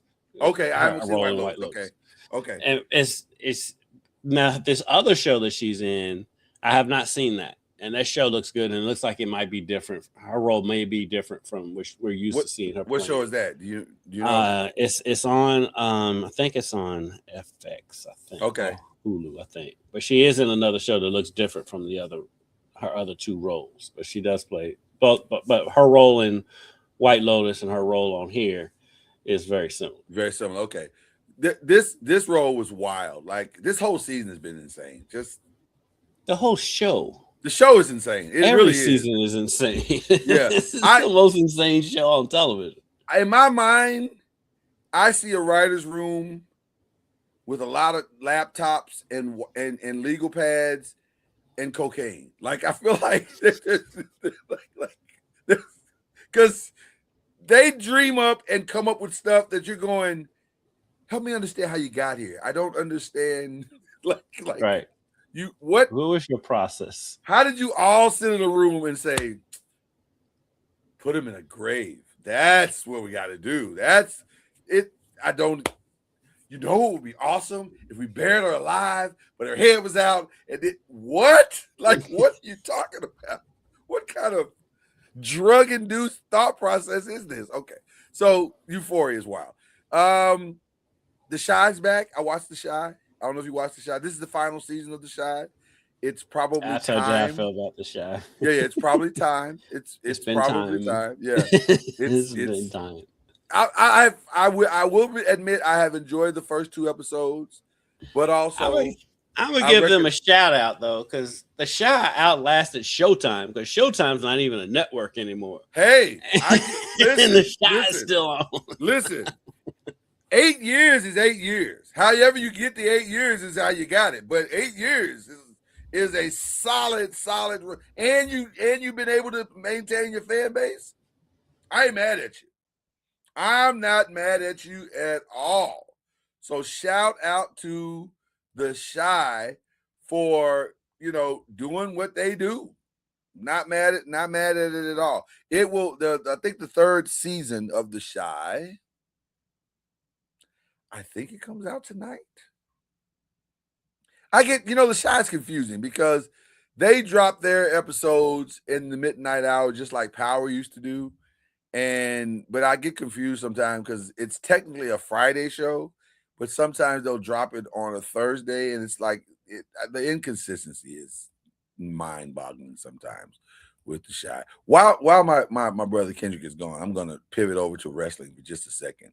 And they just had a pay-per-view called Clash in Italy. And it was really, really, really good. But first of all, Italy is a wild place. That is my dream vacation. You went to Italy. You had a good time. Yes, last summer. Yeah. Yes. And so that is the goal of me and Mrs. Noyes, to get to Italy soon.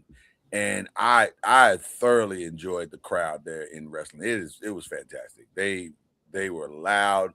They were obnoxious at times, but fun obnoxious, not like annoyingly obnoxious. They were singing songs that nobody even understood. They were like, they just break out into a song. You're like, did y'all coordinate? They're soccer fans. Listen, it was so funny because it felt coordinated. It felt like they had a meeting prior to the start of wrestling, Clashing in Italy. They're like, let's sing this, and it worked out well. Everybody was in harmony. It was really good. So soccer. It's the soccer crowd. That's what they do. I enjoyed it. I thoroughly enjoy everything they do over there. We have not had a chance to talk about the Jay-Z freestyle. We have not. We haven't even texted about it. But we've both seen it, I'm sure. Yeah. And so now let's have a conversation.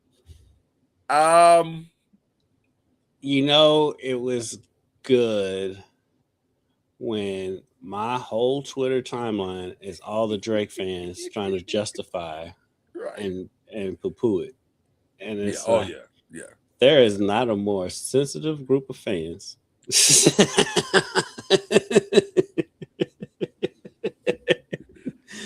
The irony of what you just said is that the two most sensitive fan bases come from the same record label. Nicki Minaj and Drake fans cannot handle rejection at all. They are awful at not being considered the greatest. And when every time I see a Drake tweet And that Drake is better than Jay-Z, I said, y'all gotta like stop, that man. too. Huh?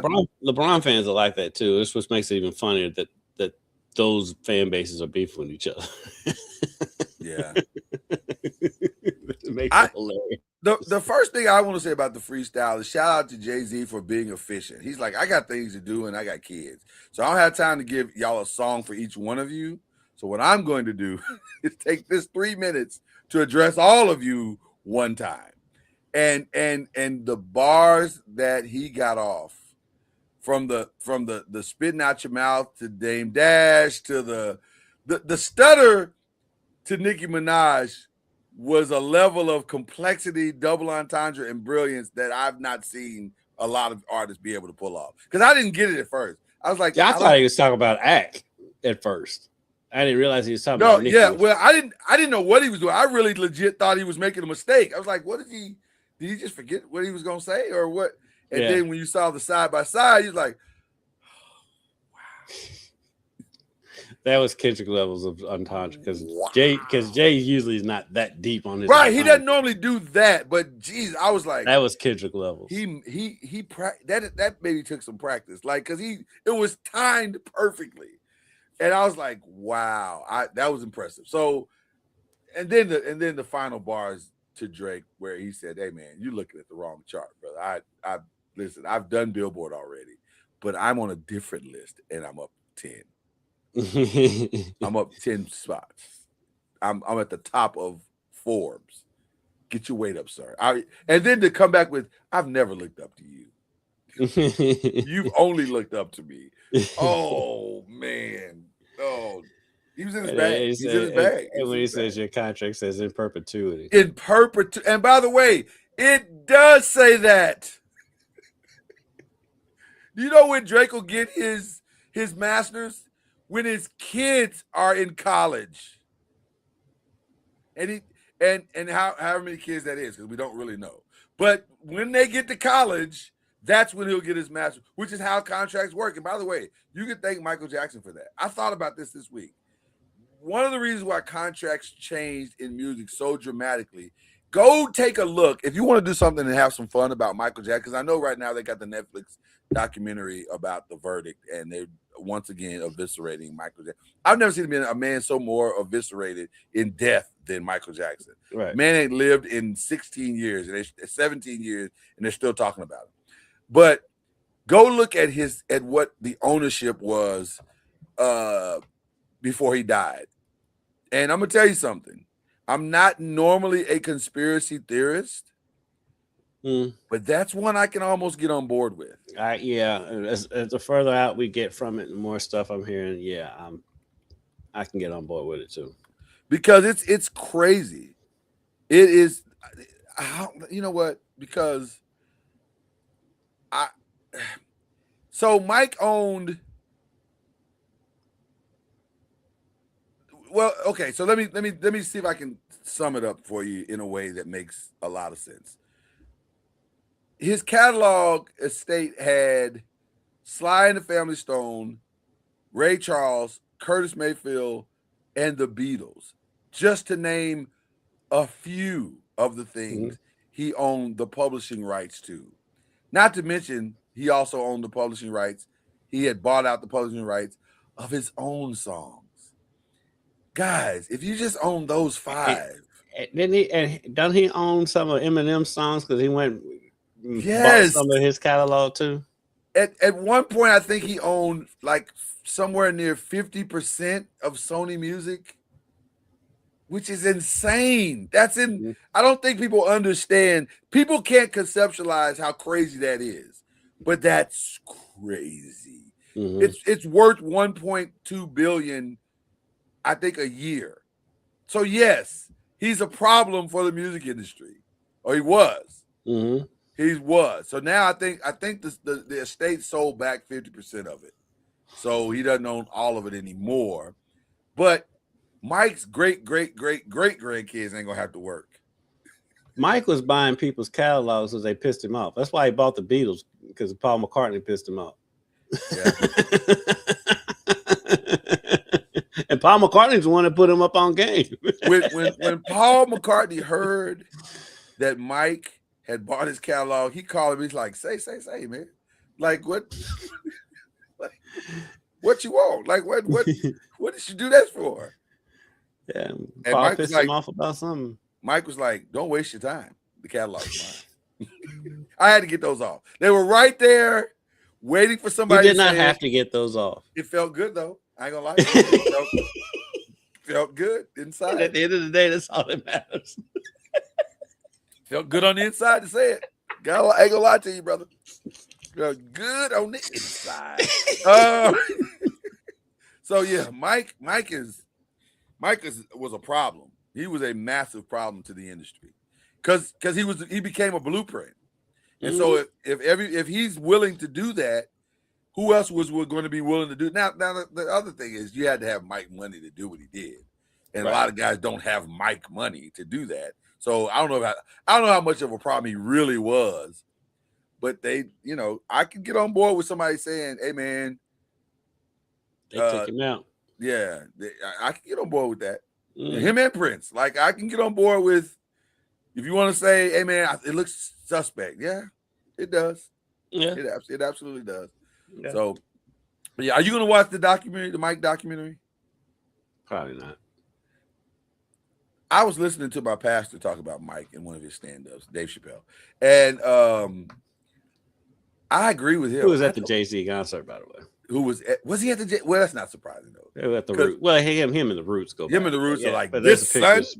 Yeah, there's pictures with Dave and Jay-Z. Dave is loyal, man. That dude is so loyal. And I dare the Canadians say something about Dave Chappelle. Don't do that. Don't listen. Well, I'm gonna echo Bomani in his thoughts. And I'll look right in the camera and say, "Hey, man, Monty," but I've been listening to that show, but I have not gotten to that part of the show yet. Okay, well, I won't say what he said. No, go ahead and say. You can. I'll just say this part right here. Don't do this again. Like one of the things about growth is learning from your mistakes. You've already done this with another individual, and it didn't work out very well. 2, 3, and by the way, he won one. He did win one. He beat Meek. Right. Well, but that wasn't that hard. Like, I'm gonna be honest with you, Meek doesn't have the savvy that the guy that you took on for real has. But also, not only does the other guy have the savvy, but he has the money. He's got the money on. Mm-hmm. So what you don't want to do is that to make him have time for you. Like right now, you're an afterthought. But if he decides to dedicate real time to you, oh boy.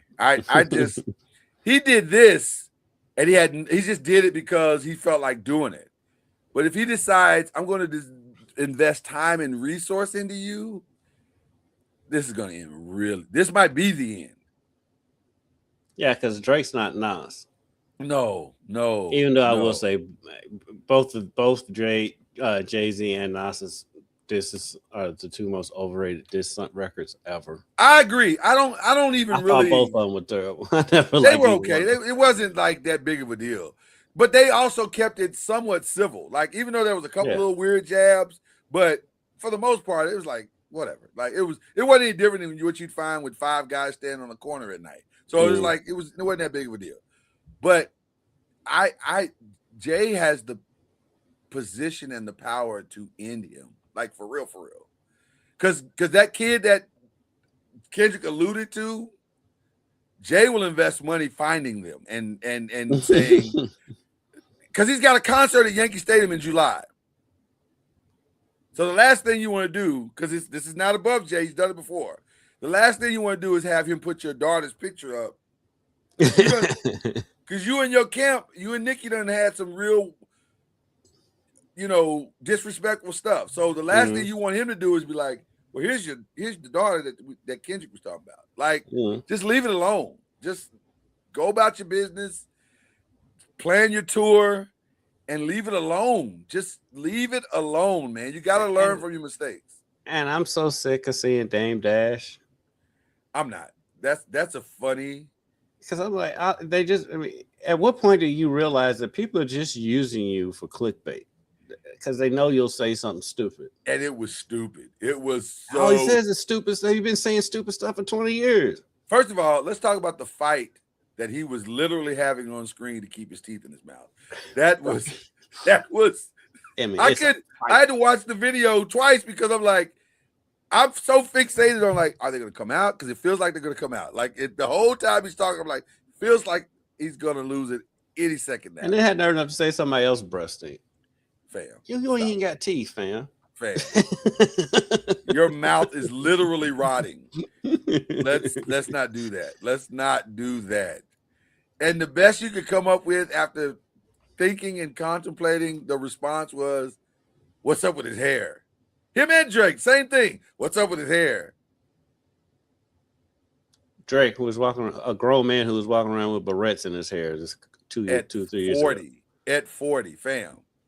Just leave it alone. That's my best advice to Drake is leave it alone. You've already done this. And by the way, Jay is, you know what how petty Jay is? Jay is so petty that he will book himself for the Super Bowl and then bring Kendrick Lamar out and they'll do the remix of Itch Don't Kill My Vibe. That's how, and they'll dedicate it to you. That's how petty. Stop. Just leave it alone, man. It's not worth it. It's not worth it. Leave it alone. That's my advice. So I think, yeah. I mean, I can't add anything else. I mean, I'm like I said, I'm that dude. At what point do you realize that when all these people, you got beef with all these people? Yeah. At what point did you realize that there's a common denominator? Yeah, you're the problem. You are the problem. You are the issue. And don't give me this, Pete, they're just jealous because he's the number one, blah, blah. There's been number one guys. There's always a number one guy. And they're not always, it's not always beef. I mean, 50's whole career is built on beefing with people. And by the way, everybody else. Go ahead, finish. I'm sorry. But like when Jay was the number one guy, it wasn't people coming at him like they coming at Drake. And by the way, number one today doesn't mean nearly what it used to mean. No. Just because somebody clicked your name and you got streams, that made you number one. It's not the same. It's not the same. Jay's number ones were built on actual record sales. Ye's number ones were built on actual record sales. And I can keep going down. Nelly's number ones were built on actual record sales. Eminem's actual record sales. Mm-hmm. Just because somebody streams you 1 billion times on some nonsense, that don't mean. And by the way, there's as many people like me who stream the Drake stuff out of pure curiosity as it is people who like them. So is that really your number one because you're good? Because I don't remember not one song. And there's not a song that I heard on all 3 albums that made me go, oh, this is a bop. Not one. So what are we talking about right now?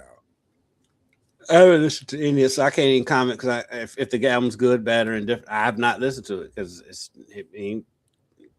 just not for me. And I'm not saying just not for me. I mean, I understand. Like I said, I understand why it's popular. I understand why people like him, but he's just not for me. He's not for me. It's you know what?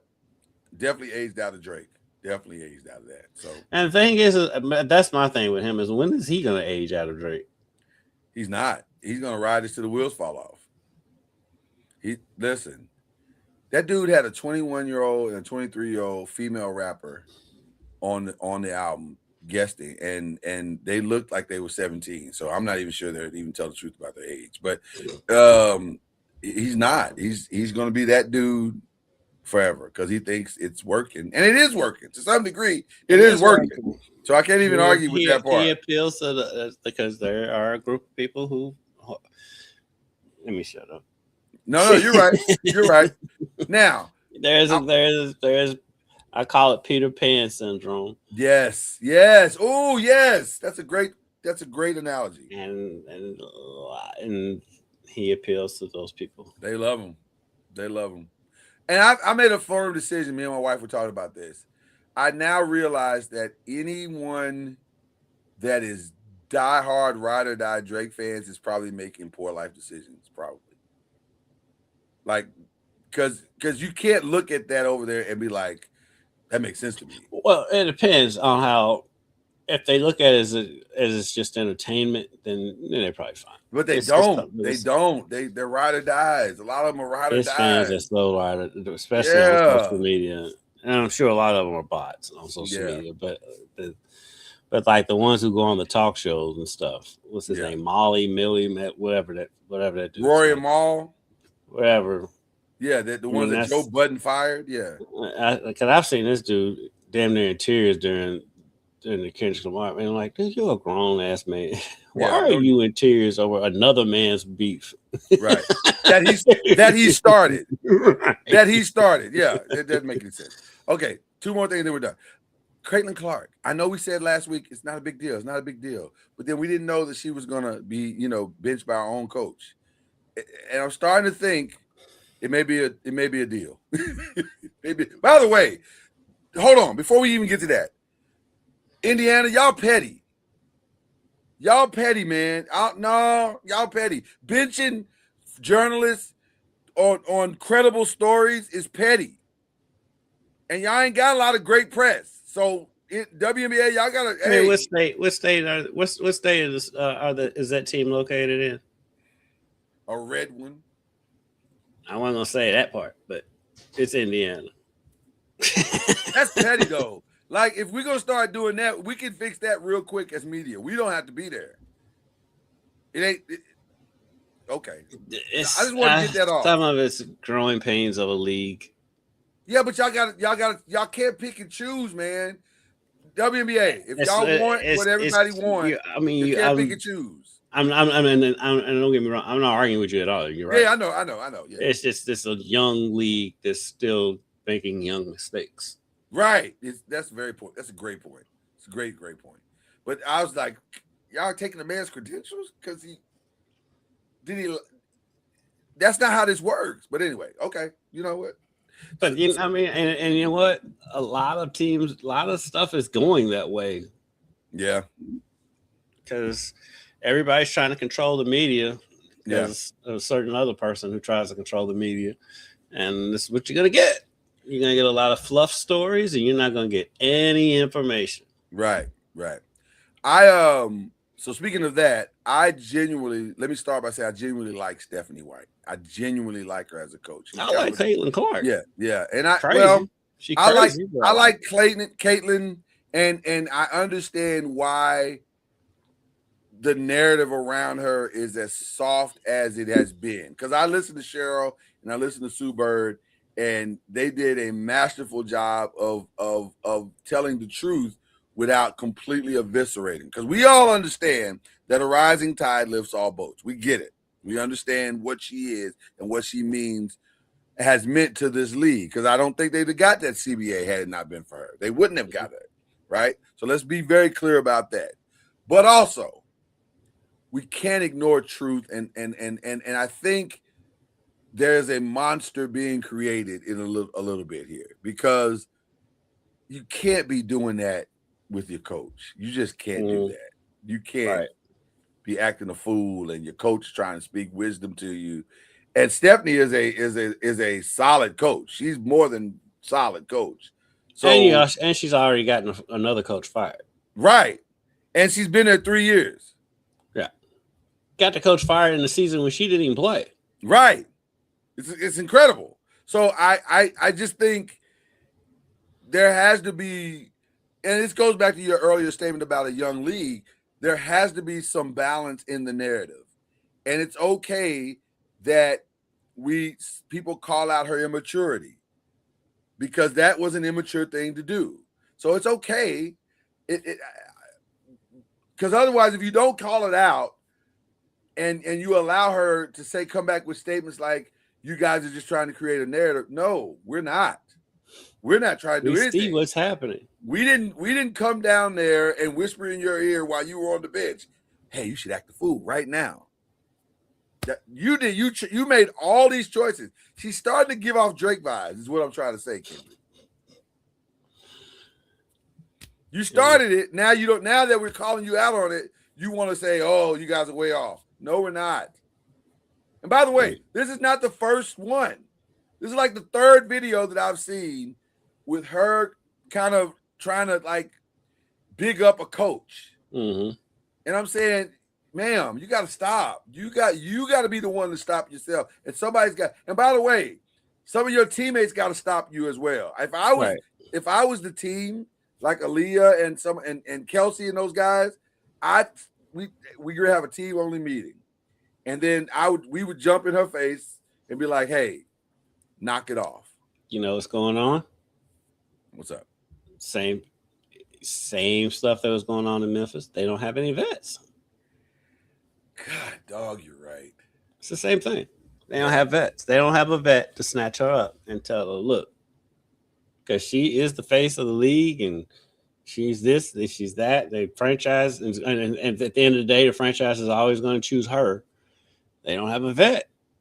And by the way, if you watch her defense, she is awful on defense. She has no attention to detail on defense whatsoever. It's obvious. You can see how she plays it. She thinks she can get away with certain things that she got away with. Well, I don't even know if she got away with it in college. I never thought she was a great defender ever. But she's using her college defense in the pros, and they are cooking her. She's James Harden right now. Mm-hmm. They're targeting her in games. The Portland Fire, is it the Portland Fire? I think they're the Portland Fire. I think so. They just said wherever Caitlin is, that's where the pick and roll starts. Mm-hmm. And then we're just gonna cook her, like she's in hot grease. And it was ugly. It was really bad. So I don't know. I don't know if it's a problem yet, but it's definitely trending in the wrong direction. Yeah, I mean, she needs a vet. Yeah, they need to get somebody in there quickly. Yeah, who can help her get some act right. All right, last thing. Are you playing the 80-20 game? 82-0? 82-0. I said 80-20. Lord have mercy. Yes, I have. The best I've gotten is 75-7. I have not done it yet. My goal is to do it several times a day. But I'm right. I don't think has anybody gotten. Have you heard anybody get the 82-0? I'm sure somebody has. But the best I got was 75-7. That's pretty good. I had the Golden State version of Wilt Chamberlain when he averaged 45 points and like 20-something rebounds. Okay. The key to it I figured out is you have to either have Wilt or Kareem, and then go from Why there. do you have to have those two? You can't get Shaq and win. Not with the averages. All Those right, averages, the averages they had, especially Wilt. Wilt's the cheat code. Wilt is the cheat code. Golden State Wilt Chamberlain is the cheat code. Okay, I'm going in, and I'm going to see if I can pull something off here. I'm seeing some interesting people out there. I haven't seen anybody.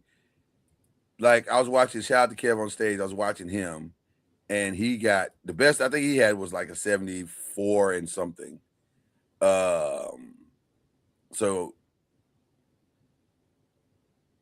it's just I don't know. I don't know how you beat it. It's addicting.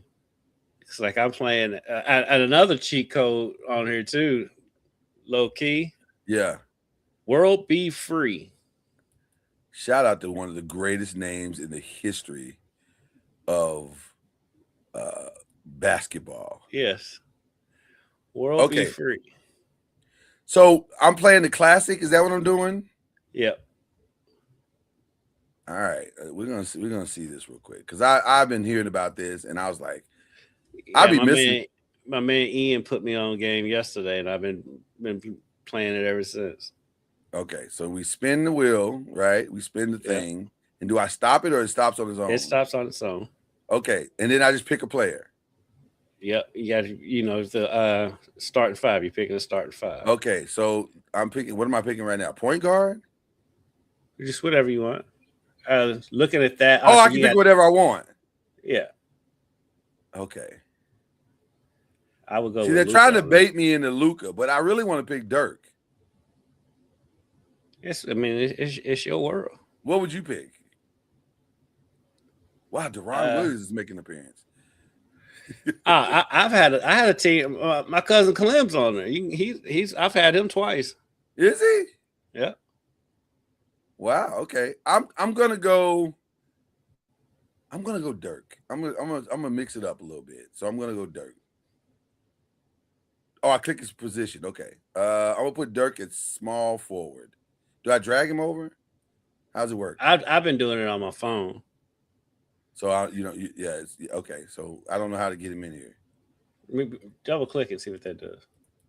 It says place Dirk. Click a court position. I'm clicking one. Oh, they won't let me pick. So he's already predetermined. Got it. Okay. Well, then I'll put him at power forward. Okay, there we go. So now we'll click here. All right. So I just finished one. I finished. Okay. I went 61 and 21. Who's on the team? World Be Free at the point. Okay. Luca Dallas Luca at the 2. Okay. Fred Hetzel, who I'd never heard of, played for the Bucks in the 60s. Right. C Webb at the Kings at the 4, and Dino Raja at the 5. I'm gonna go Grant Hill here at small forward. All right. That's an interesting team. Okay, the Clippers. There's World Be Free. You talked World Be Free up. And look at his average. Listen, World Be Free is a baller. He's a baller. I'm curious. I'm just shout out to Julia Bridgman who made the list. There you go. I mean, literally everybody in the league is in there as a Clipper, but I didn't expect him to make it as a Clipper though. That's like, because I'm sure his time as a Clipper was not as. Kawhi's not on the Clippers. They probably got him with San Antonio. It's the '80s Clippers. Oh, it's the 80s. Oh, so it's the year 2. Yeah, it's the decade. Okay. It's the decade. Well, then now I'm stuck. Every team in the decades goes back to the 60s. This is hard. This is a hard decision. It is hard because they're almost forcing me to pick World Be Free at this point. Yeah. All right, we'll pick World Be Free. He's my point guard. All right. There's some teams that'll come up that are awful, like 80s Miami Heat is god awful.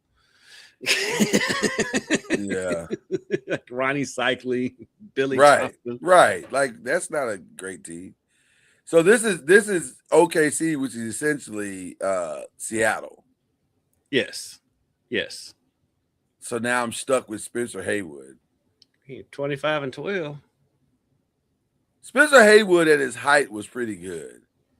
He's crazy, but yeah. He's crazy as all get out, but he was pretty good. But I don't know if I can pick him. So I think I'm stuck with Marvin. Oh, Jack Sema. I forgot about Jack Sigma. He was actually pretty good. Mm-hmm. All right, I'll go with Jack Sigma. Dang it. Somebody give me a good shooting guard.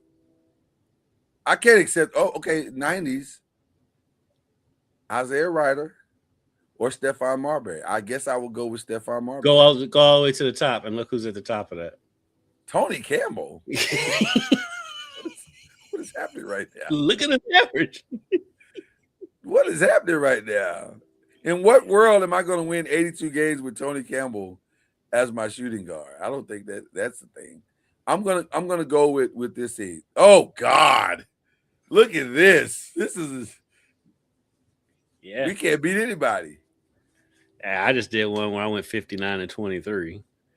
Well, clearly, I'm going to be here like most of the rest of the evening. Like it's so addicting, and I'm already addicted. I can feel it. It's you're addicted from the first time you play it. I'm already there. I can feel it's going to be a long day of just me doing this because you do it and you can do it so fast. It doesn't take long to do it. Right. I'm over contemplating right now. But yeah, this is going to be a problem. I can already see. The good thing is it doesn't cost anything. It doesn't cost anything, so that's good. I'm for sure. This is for sure going to be a problem. I can guarantee. And the thing is like you'll be in the middle of building a team, and like one minute you're like, oh yeah, I'm building a team. Then the next team you're like, man, this team sucks. Yeah. I'm not happy with this team. I'm not happy with the team I'm building right now. How did you know I was building a team right now? That's what I really want to know, because I am literally building a team as we speak. But it's not a bad team, actually. I tell you another deceptively good stats guy. Uh-huh. And especially if you get him with the Hawks, and even though I never remember him playing for the Atlanta Hawks, Antoine Walker. Ooh. His stats are insane, but I don't never remember him playing for the Hawks. Well, I don't remember playing with the Hawks either. But okay, so this one was a little bit better. This one was a little bit better. This one I just did went 61 and 21. This one went 60 and 22. And it was it's Jamal Murray at point, Paul Pierce at shooting guard, Dominique Wilkins, Karl Anthony Towns, and Sean Kemp are my front court. That's not bad. No, I just did one with De'Aaron Fox at the point, Joe Johnson, Glenn Rice, Jermaine O'Neal, and Walt Bellamy. Oh my God, I'm not gonna get anything accomplished this morning. Like nothing. Right. Ooh, I'm off to a good start. So I got Giannis as my center. Or maybe I should make it my power forward. I'll make it my power forward and pray I get a good center. This is awful. This is awful. Ooh, it worked out. Kevin Garnett is my center. I'm off to a good start here. Let's see where this goes. Okay, Jason Tatum is my, or maybe I should go Jaylen Brown. What would you do at small forward or guard, shooting guard? Probably go Tatum. Or take the risk. I could go Jaylen, because he's a better defender. I'm gonna go Jaylen. All right, so now this is gonna work out. Okay, Dallas 10s. So that gives me, I would have to put Luka in there because he's at my point guard. And then in my shooting guard, who's my shooting guard? Give me somebody good. Toronto, Kawhi. This team ought to do well. This team ought to do well. 72 and 10. Okay. Okay. I just went 68 and 14 with Trae Young. World be free again. World be free is going to make it on these teams. Yeah. Bernard King, Jerry Lucas, and Chris Webber. That's an all-time team. Luka, Kawhi, Jalen, Giannis, and Kevin Garnett. I can do some things with that. I had one yesterday. It was Jordan, Ewing, Embiid, Kevin Johnson. I can't remember who was my three. I want to say Larry Bird, but I don't think it was. That one was, I think, 73 and 9. I'm not going to get anything accomplished today. This is you just sit here and do it all day. I know. This is going to be bad. I mean, this podcast is going on 2.5 hours in the last 10 minutes. Right. And listen, and yet it's wildly entertaining. I got to tell you, it's wildly entertaining. Okay. Ooh, here's a difficult one. Okay. I got the 2010s Lakers. Do you go LeBron or Kobe? That is difficult. That's your pick. Oh man, statistically you go LeBron. Statistically you go LeBron. Skill wise, you go Kobe. And I don't know. That's tough. Well, I'm off to a good start on this one. What are you going to do? Oh, I'm off to a really good start on this. Oh, are you? Okay. Don't tell me. How do I save this? I gotta save this. This is a great team. I'm so happy. You know what? I'll do it this way. I'll save it as a PDF. I have my team, my squad up. Okay. I don't even know where I saved it, but I'm gonna save it somewhere. This team has started out, but ended up 65 and 17. What happened? It fell off the rails. Yeah. What happened? So my PG is Clem. Shout out to the fam.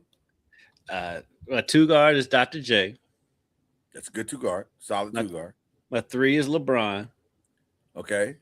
4 is Karl Malone. Okay. And my 5 is the Lakers, Dwight Howard. That's where it fell off the rails for you. Yeah, I needed a center, and Lakers. It was not good. He's 17 and 12 though. Oh man, I'm off to an awful start. I'm started with Washington 60s. Oh, no, there should be some good ones on there. I got Bellamy, Walt Bellamy. Well, Walt Bellamy's on there, yeah. And a young, spry Earl Monroe. Earl I can make that Pearl. work. I can make that work though. I might be able to make that work from a point guard perspective. I'm gonna go point guard with Earl the Pearl, a young Earl the Pearl. So then we come back to the 10s, and then we got Zach Randolph and Mark Gasol. Ooh, Knicks Oh, 2000. Jaren Jackson snuck it, but at that point he wasn't Jaren Jackson. He became Jaren Jackson later. I low-key almost want to go Rudy Gay though. I'm telling you, it's so addicting. I'm so all the way in. All it takes is one. I'm so all the way in on this today. This is gonna be so much fun. It's crack. One hit. This is probably what I'm doing the rest of my day. Like, I'm just being honest with you. Like, I may take the whole day off. And by the way, 62 and 20. What is it? What'd you get? I went 62 and 20 with that team. Okay. Van Vliet, Stephon Marbury with Phoenix. I just picked Stephon Marbury for this team. Go ahead, keep going. Knicks Melo, Knicks Al Harrington, which you might scoff, but he was 20 and 6. No, I get it. And then 90s David Robinson. 90s David Robinson. Yeah. 90s David Robinson was a problem. 24 and 11. Yeah, he was the problem. Yeah, I mean, you can sit here and just do this all day. Man, let's get off this podcast. We've been on I know. I was sitting there thinking, go ahead and while I'm picking my next team, give me your shout out. Shout out to whoever invented this damn website. Yes. 82 and 0. Oh, by the way, I know one of the things I was going to tell you I was watching. Have you finished? Are you still doing the Traders? Are you still doing it? Yeah, we're on the 3rd season. Okay. There's a Traders Canada. We just started that. I've seen the advertisements. It's a very different vibe, but and they're way more cutthroat. I'll give them credit on this 3rd season. Yeah. I don't know who any of these fools are. I don't either. Any of these clowns. I don't either.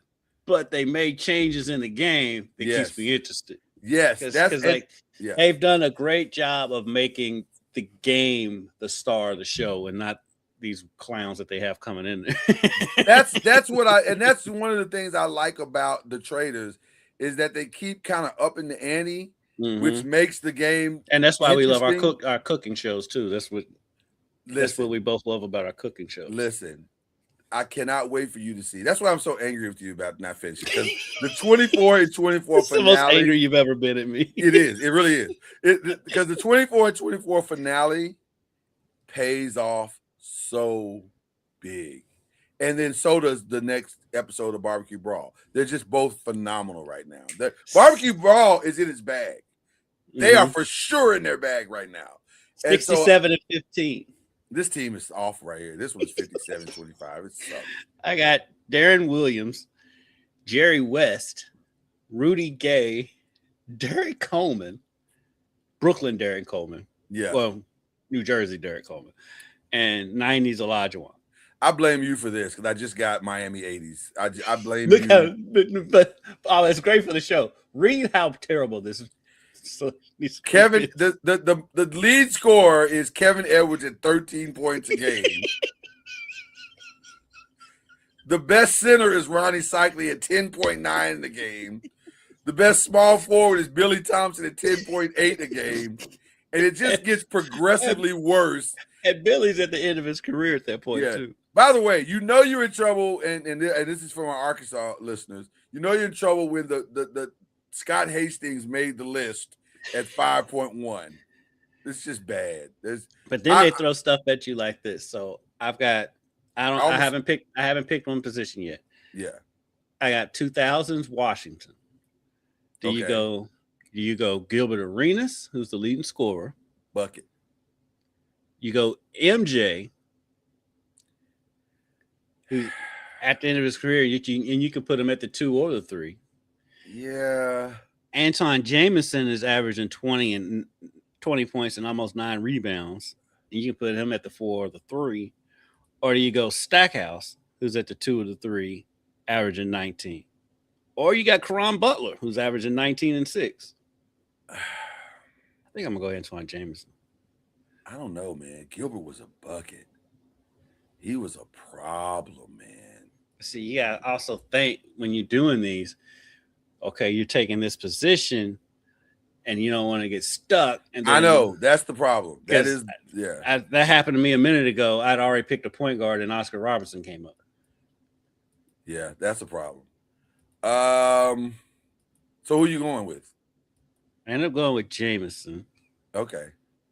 That's not bad. I mean, that's not a bad. I'm not sure there's a bad pick there. Like, you can make all of that work. It's amazing. It's not a bad pick, but the team was so trash. Yeah. This team. Oh, no. This is awful. I put Patrick Ewing at my center. And of course, Hakeem Olajuwon came up. Oh, man. I had somebody at center yesterday, and then Wilt came up, the Golden State Wilt. And I was like, damn it. Yeah. and now I got Houston 90s, and it's got Charles Barkley, Scottie Pippen. Oh, this is awful. Because by the time they got to these teams, they were not good. You know. I guess I got to go Drexler. I got to go Drexler. If you go on their stats, you don't go on what you know. You just look at the stats. Yeah, it's got to be 59-23. I mean, yeah. It's Gail Goodrich and Mitch Richmond, Clyde Drexler, Wayman Tisdale, and then Patrick Ewing. I'm sure we'd have hit the 60 win total if I'd have got Hakeem, though. My shout out to this game as well. Thank you for ruining my Thursday. Yeah. Shout out also to Jay for filling up my weekend. That was cool. I keep getting stuck with Stephon Marbury at my 2 guard. I went 68-14 with this one. So 68-14 is outstanding. So it's Donovan Mitchell at the point, Stephon Marbury at the 2, Nuggets Melo at the 3, Miami Heat Alonzo at the 4, and Giannis at the 5. Team averages 125 points a game, 36 rebounds a game, and 24 assists per game, and 5 steals a game. 36 rebounds is a good time. Okay, we are really off to a good start on this one. My point guard is Tyrese Halliburton. My shooting guard is Michael Air Jordan. We are off to a fantastic start. My center, although I don't want him in center, I wish I could get him at